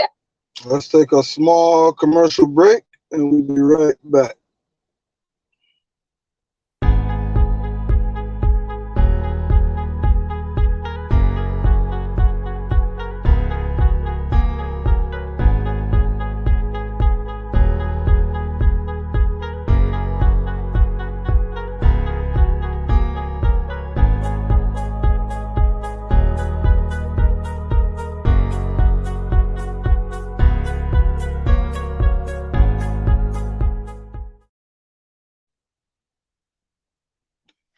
And we're back. We are back. I didn't know everybody was writing this stuff. Mullein, cayenne pepper, and fenugreek cured my bronchitis 5 years ago. I don't use fenugreek, but I do use that cayenne or the African bird pepper. I use that. Okay, that African bird pepper is fire. What else is on here? I want to make sure if you guys are asking me. I'm okay. I swallowed some water wrong. It went down the wrong pipe.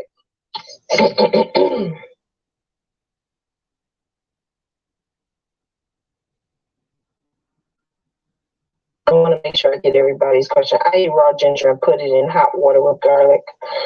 Oh, I don't suggest you using garlic. Dr. CB, no, seriously, Dr. CB taught us that garlic actually slows down the healing process in your body. I don't play around with garlic. Even though garlic has some nice benefits to it, it also has side effects that people don't talk about often. So you want to maybe dial back the garlic if you want to follow Dr. CB's methodology. Put your arms up for 5 seconds and take deep breaths to regulate your breathing pattern. If I had known that, I did. I just saw that. Ginger is what they used back in the days during the plague. Yeah, ginger, I'm telling y'all, ginger, fresh ginger root is the truth.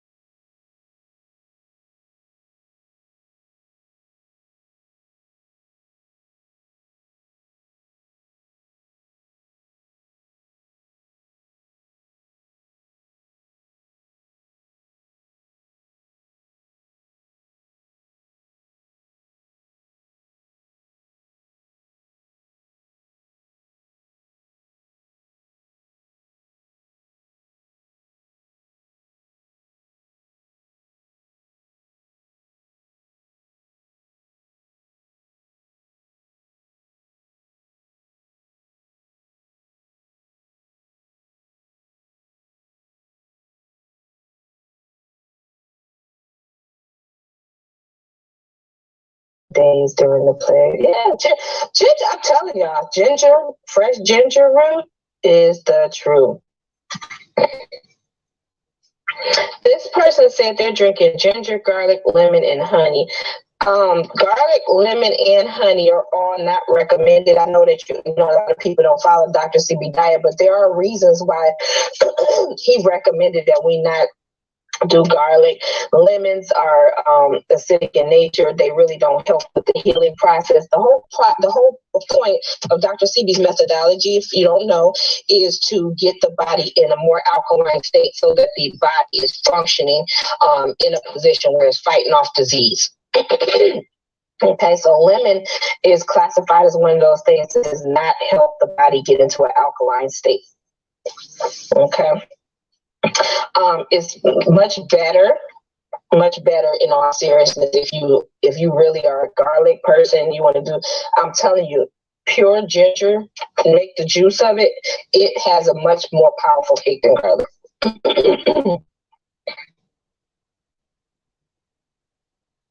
Okay.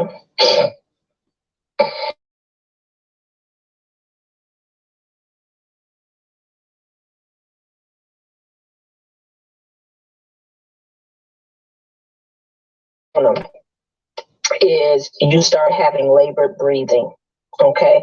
Because this virus really gets into the molecular cells of your lungs and starts to try to take over the area.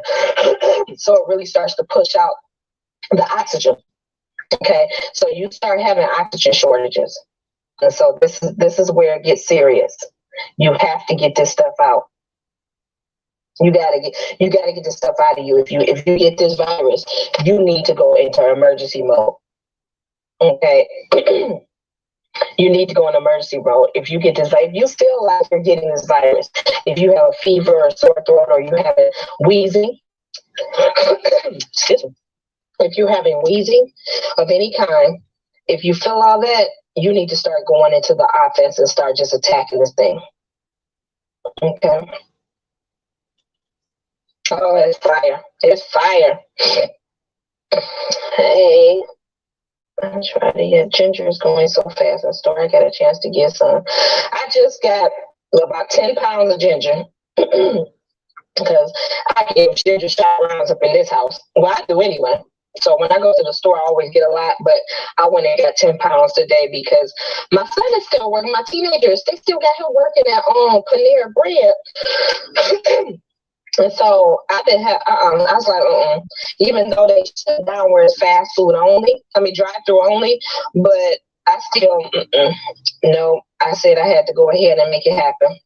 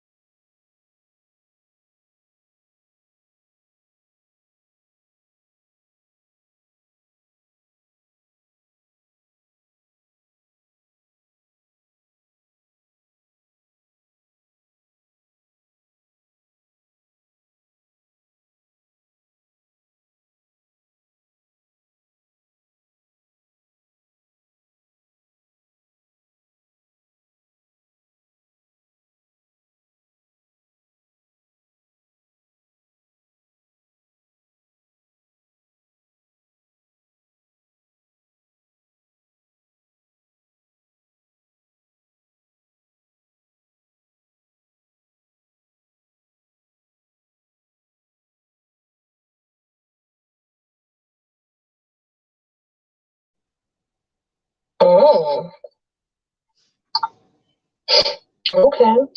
African bird pepper. African bird pepper. I have it on my website. You might be able to find it online. I'm not sure. The health food stores, you typically would only find cayenne pepper, which is another form of African bird pepper. That's having me cough up this stuff. I'm coughing up water out of my lungs. She said, are you suggesting to do just ginger and honey?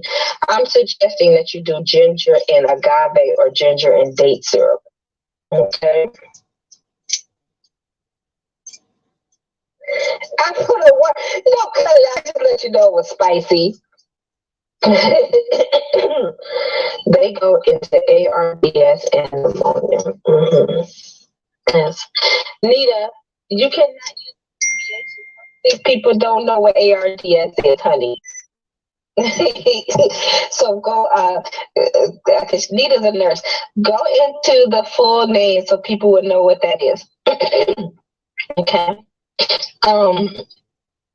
I'm just trying to catch up with the like your ginger is sold out at grocery stores in Bermuda. Oh, what? This time you start growing some stuff, Arlene.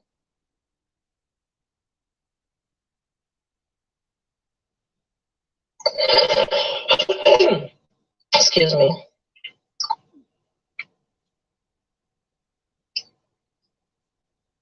Yes. So another thing that we want to start looking at acute respiratory distress syndrome, and that's basically where you are not able to convert the oxygen from the air into the lungs in a usable form, and you probably, so we can say you suffocate to death. Is that's the best term for it? Nita can go more into that. I'm not an acute respiratory specialist, but I think that's just the gist of it. You end up being oxygen deficient and end up technically suffocating. Turmeric is hybrid action. Dr. CB does not recommend turmeric. He actually did a video about turmeric and told us to stay away from it. Cilantro is a good heavy metal chelator. Okay. Now, Arlena, if you cannot get ginger, okay, you are in the Caribbean, you should be able to get Irish sea moss. Irish sea moss is a really good mucilage. It will pull, it really pulls mucus from the lungs. Irish sea moss is really good. You can use, I'm thinking, we got a bunch of herbs that can pull mucus. If you got the elderberry, if you guys cannot get elderberry probably is about to go on shortage for the rest of the season. I'm letting you guys know that because people are pulling it too hard. You can use elderflower, which is the sprouting flower of the elderberry. It actually will pull mucus the same way. Or you can use Trinidora, which is the leaves and the wood part of the elderberry. Okay, those will pull mucus as well. Okay, so we know that chaparral leaf will pull mucus. It will pull. Chaparral leaf is a very strong blood cleanser. It is strong. I'm telling you, if you've never had it, please don't try to take high doses of it. It will knock you on your rear end. Chaparral leaf is really good. It will pull mucus. Of course, mullein leaf will pull it. And of the elderberry, elderflower, Trinidoras will do it. And so if you can't get ginger, use some of those. Okay.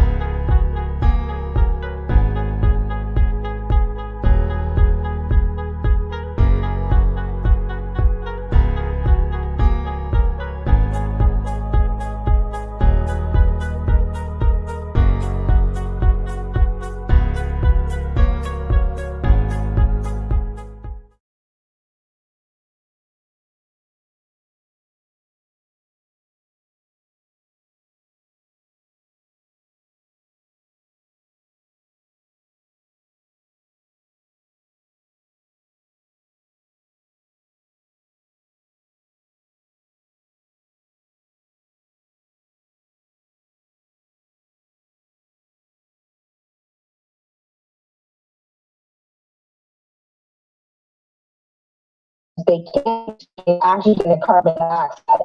And they that's why it is your oxygen intake. And so really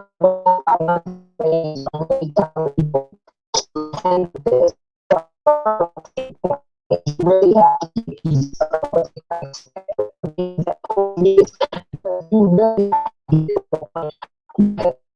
be natural ability to push out mucus. Now, mucus you have cells in your body.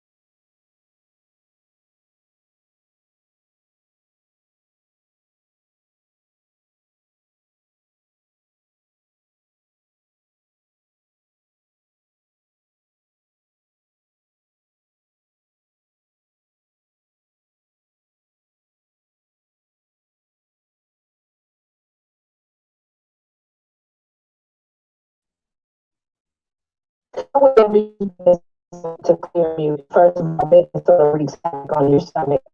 Clear my way. Sacrifice for digestion. Pulling is usually something that pulls you.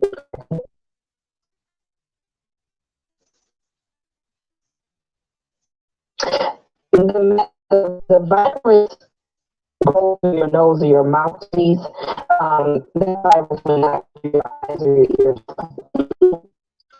This is a support virus. You have to breathe it.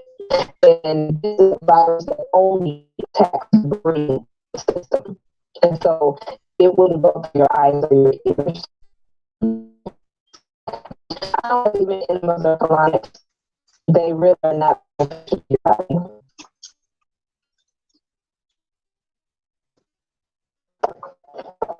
We do have to be diligent and proactive. I totally agree. She said times in the air and 5G radiation in our water is where we have to be diligent and proactive.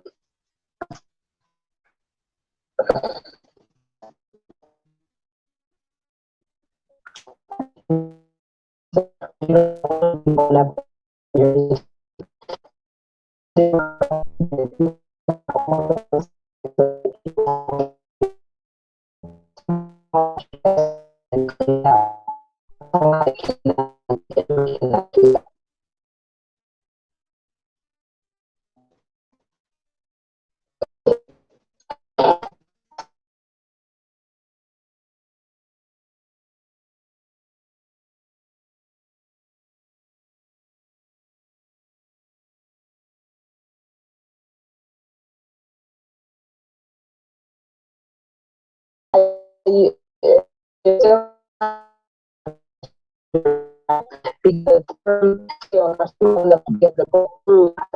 So you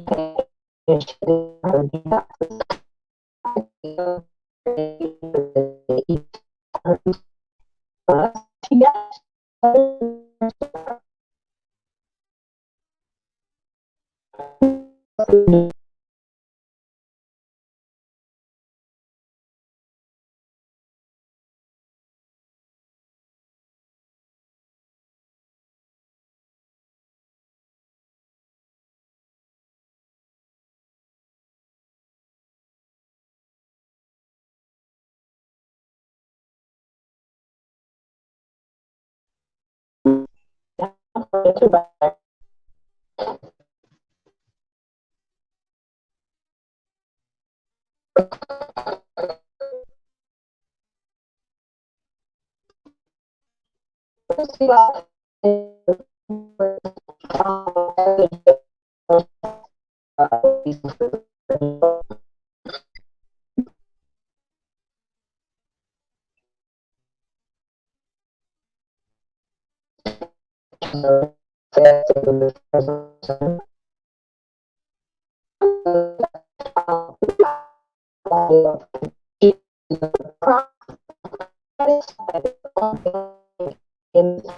the Bible, that's not real. It's not real.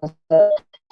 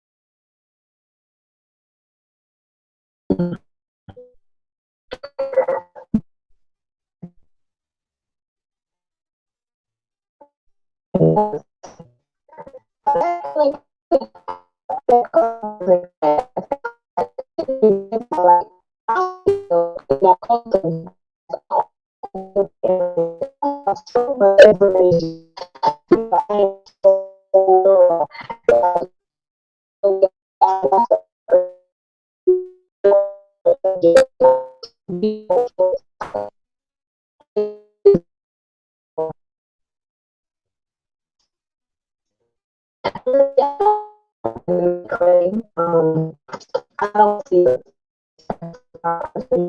So,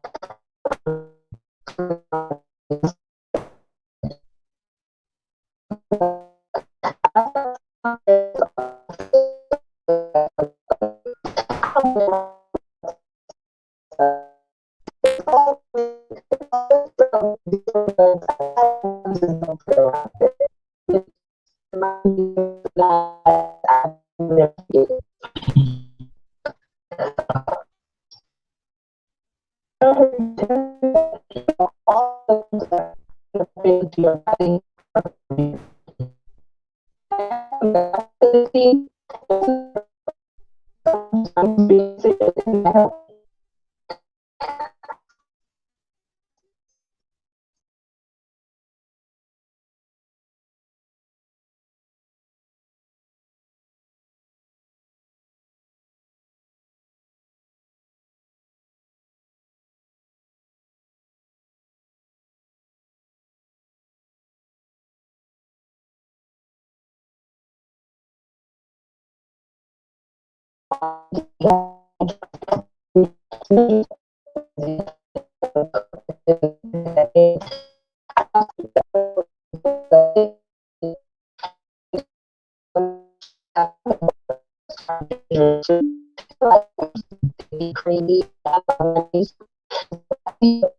I've seen in there too. Real, just see my stuff. What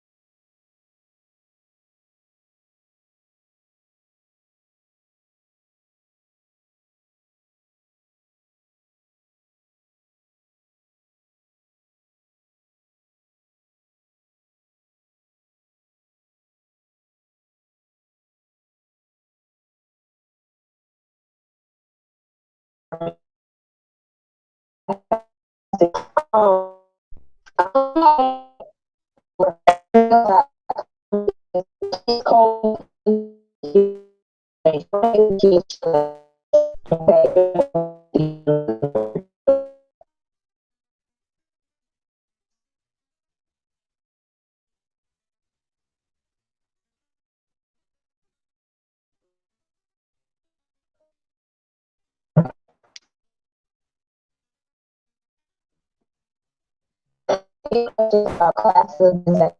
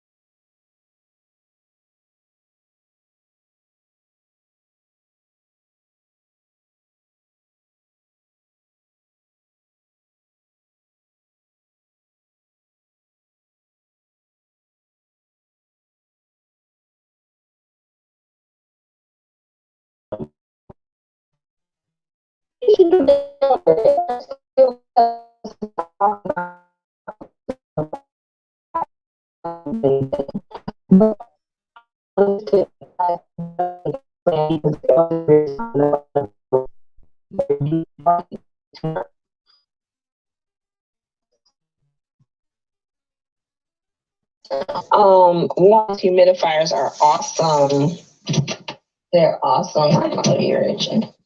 Okay, I have been giving my children ginger shots. Elderberry is good.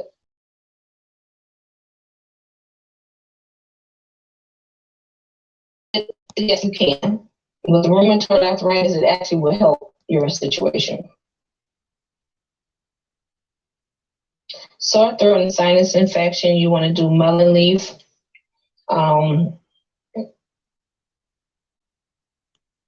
Inbox me so I can talk to you one-on-one. I just thought about it. I don't like saying stuff over the social media, so inbox me, Jocelyn.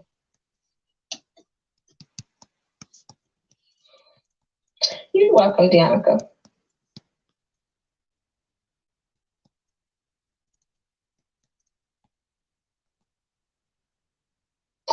All right. Let me get everybody. Okay. Oh, you guys are all off work chilling, huh? Oh goodness. So I just wanted to come on real quick and chat with you guys and see where you guys were at in the whole grand scheme of things. I'm glad to see everyone is still healthy and happy, and we are going to get through this. Trust me, this is not the first plague to hit this earth. Okay, and just remember, I mean, back in the day, especially African American people, back in slavery, when the whole diphtheria virus hit, and the slaves couldn't get any type of medical treatment, they just had to deal with it. Okay, I want you guys to remember that because them survived. Okay, it did wipe off the Caucasians. I'll be honest with you, it was very unfortunate. But these viruses do like a motor, and unfortunately, it's still the cycle of phase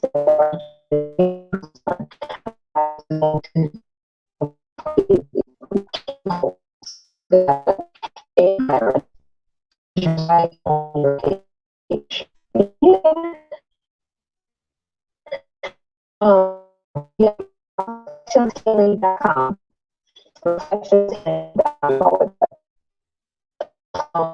Unfortunately, some people are going to that. Guys, this is the meaning. I'm sorry. We are now. Listen to me, and I have been to you guys forever. I don't just wrong. I'm on here, but seriously, talking about this for a long time. And I'm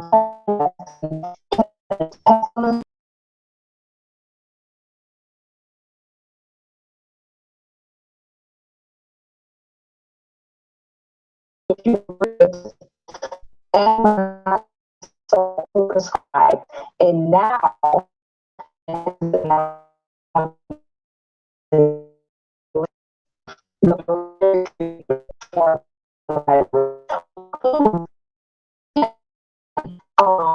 there is going to be an acute resistance that's coming. It is another this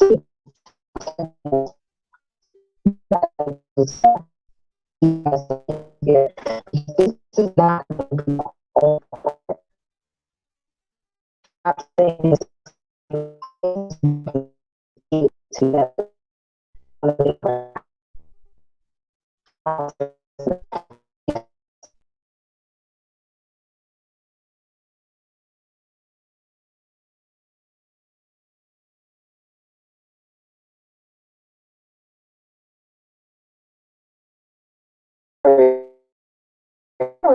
Virus onto the cell, and it's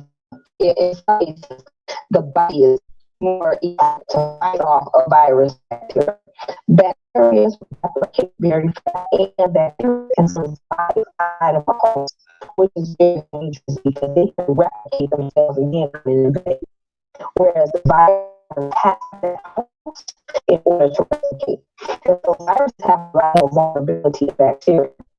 I'm not gonna, this bacteria. I'm telling you, mark my words, they're operating bacterial. Mark my words.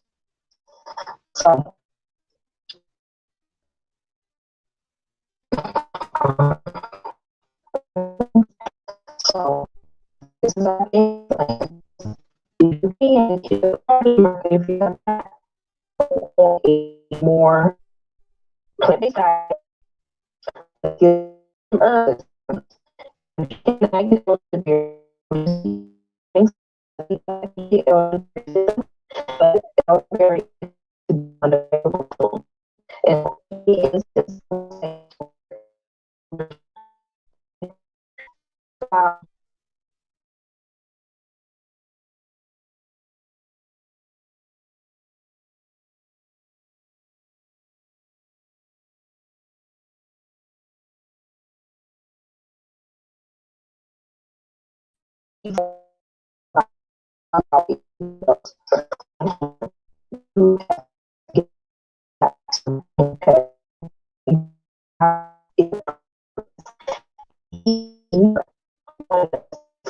our hands in anything we do.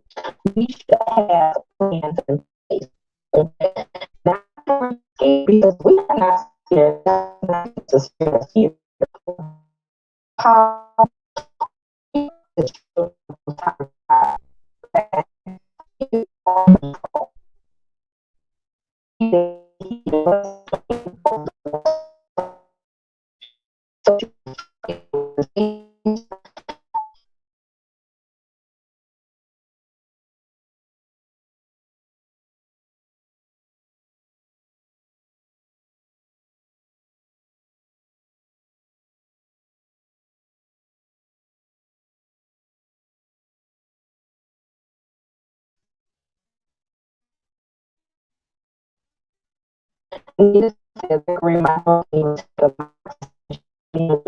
she understands you not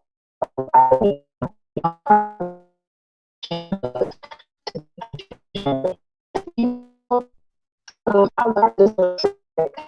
I mix some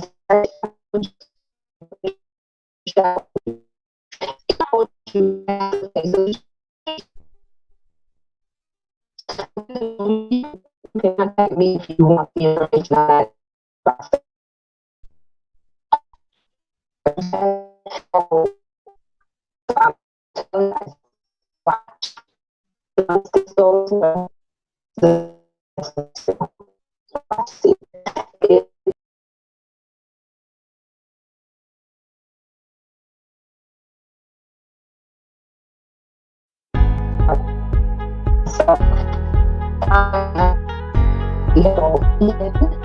And we got to start, but every day just to kind of eat. I'm not serious because they come here and die, and the whole negative is wrong. See them in we're seeing that I'm going to believe because I believe the report of the Lord. His report is that I am healed and not his report is not against these jobs.